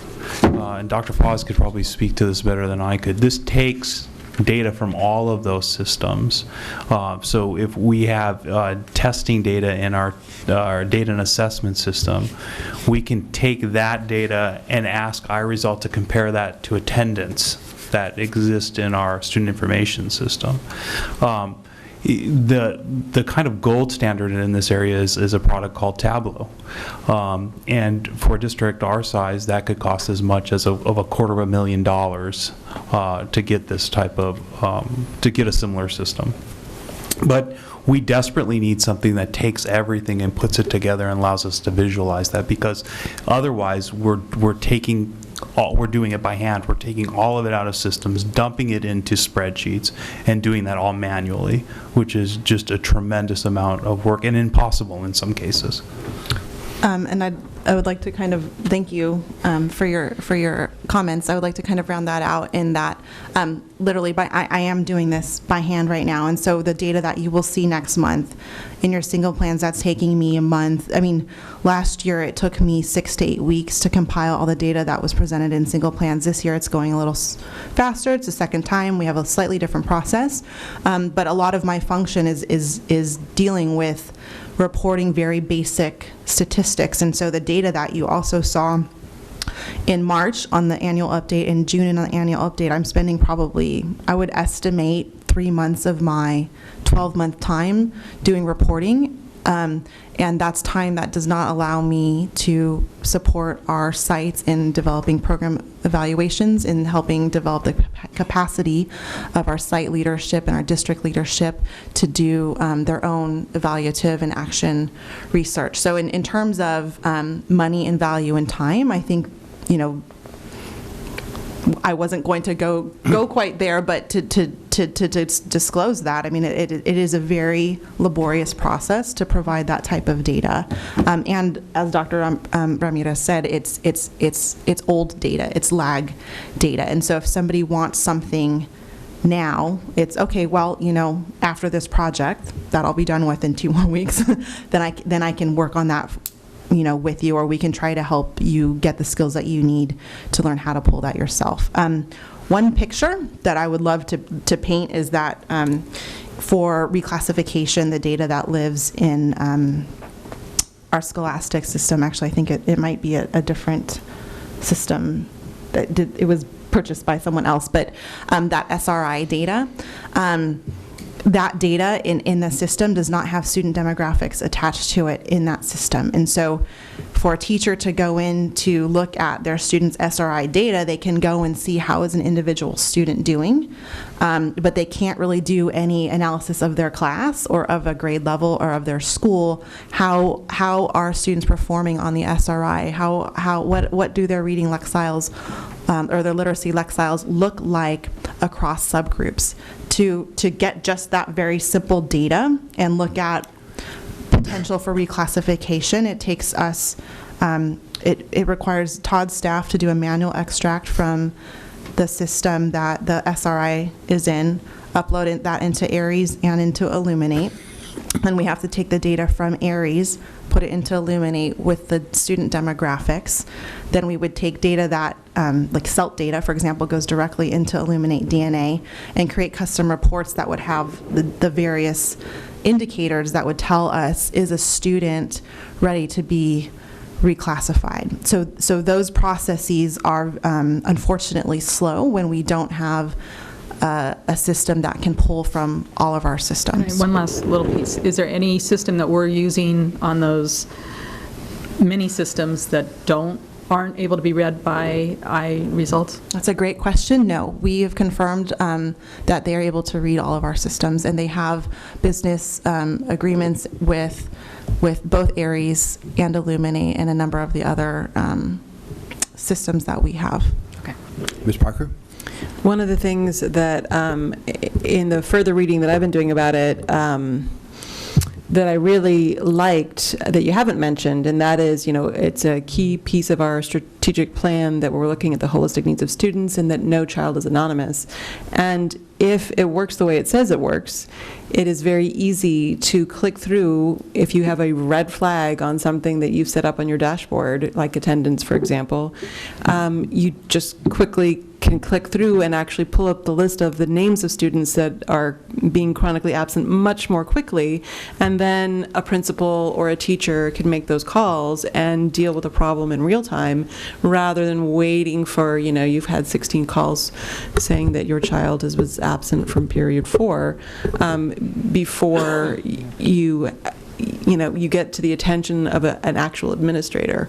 And so I think that that piece ties in really nicely with the strategic plan. I mean, it sounds like it ties in with multiple aspects of it and some basic needs, but I particularly like that. Yes, thank you I didn't mention that, but yes, you can drill down and get the list of students for any of these indicators that we set up. And a lot of the legwork is done in the beginning. So right now, our current system is, we need to know about X, Y, and Z. Okay, let's build a report that's going to aggregate all of this data together and get it in one place. This is an opposite approach where we know most of what we need, and we can build that in a much more sustainable way up front, and then everything is in one place. I'd also just like to add then to create those dashboard widgets. It's just a principal or anyone can go in and check and say, I want to see a student demographic info, I want to see attendance info, and it's just checking box, and it automatically then pulls everything in to create that report. So we won't have to go through the process of teaching, queries like we're doing now for principals to get that information quickly. Have we talked to or visited any other district that uses this? We have not visited. I have talked to several districts. So have I. And the response is? The ones that I've spoken to have given me, a unanimous, this is fantastic, and they've told me some of the challenges that they have had and how they've resolved them with iResult. Thank you. Dr. Paz. Just, as a quick point of reference for, saving time. In my work, we just went from an old database system to a new one. It used to take me 3-4 days to aggregate my data, even using the database that I had, because I had to individually download files and then put them all back together. Yep. The way I wanted. Now we have a new system. It takes me about 5 minutes. Yep. So I can relate, especially when you have all the data where you need to put it all together. So, I'm supportive of this, and I would welcome it to come back as a consent agenda item. I think it's something that we definitely need. I do see an opportunity for us, especially as Ms. Parker noted, and I've mentioned a number of times as well, is when we're looking at some of our students, especially when we have closed session items and we're looking at students who have fell through the cracks. If we had a system that was working, could they have been caught, And we've talked at the board level of having an early warning system for students, What are the flags we want to have in a system that catches students a little more early? Maybe that would have made the difference. And if this gives us that opportunity, that would be at least $90,000 worth of savings, I think, way past and saved in the district. So I think it is well worth that money.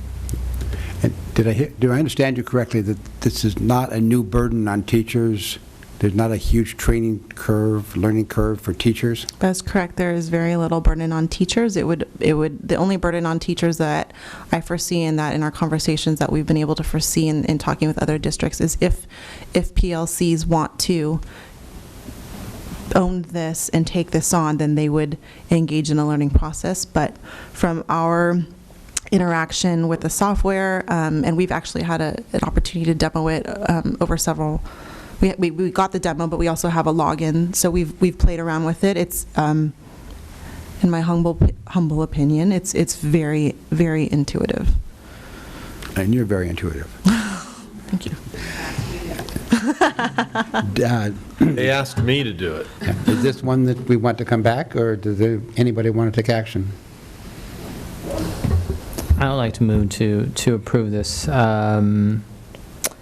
And The MOU between iResult LLC and the school district? That is correct, Mr. Herron. Is there a second? I'll second it. Discussion?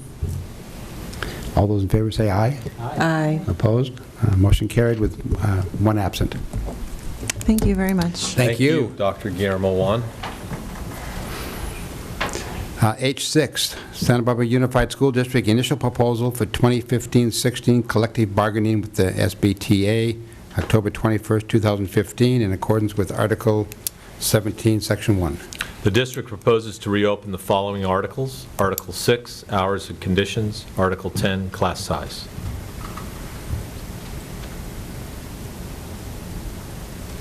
Okay. Do we need to do anything on that? Nope. No. No. Any questions? Okay, go. Thank you. Coming events, State of the Schools. October 20th, 6 to 7. And I hope we're making news releases and putting the word out at the school and in the neighborhood and around. I presume we are. Yes, we are. Any other coming events? Anybody know that the dyslexia movie is tomorrow night? Monday evening, there is a First by Santa Barbara County sponsored event around preschool and childcare. Yes, it will First be by, at the yeah. Faulkner Gallery. I believe the time is 6 o'clock. May be wrong, but I could tell you right now. My calendar pulls up. It is. Let's see here. 5:30 to 7. There you go. Thank you so much. It's called Policy Solutions Preschool and Childcare. Good. Okay. Future agenda items. We still have some left on the current one, and we're working on them, though. That's good. Okay. Well, one other item, Mr. Yes. Herron. On the November 10th board meeting, there will be a board workshop that will start at 4 o'clock for the principals to present their single plans for student achievement, with the regular meeting following immediately thereafter. 4 o'clock. Board members will receive the single plans either electronically or in paper pursuant to their pleasure on November 1st. We still have the same format? Actually, it'll be a slightly different format. We discussed a different format as far as, it'll be a rotation, but as far as what the principals will talk about, there might be some different questions that they'll address. But I've discovered that oftentimes for board members, it doesn't matter what questions the principals are addressing, they have their own. Is the format of the actual report this year, is a lot of it generic and compared to the number of pages that are creative? I mean, if I ask for a paper copy, am I getting a whole bunch of duplicated paper from each school?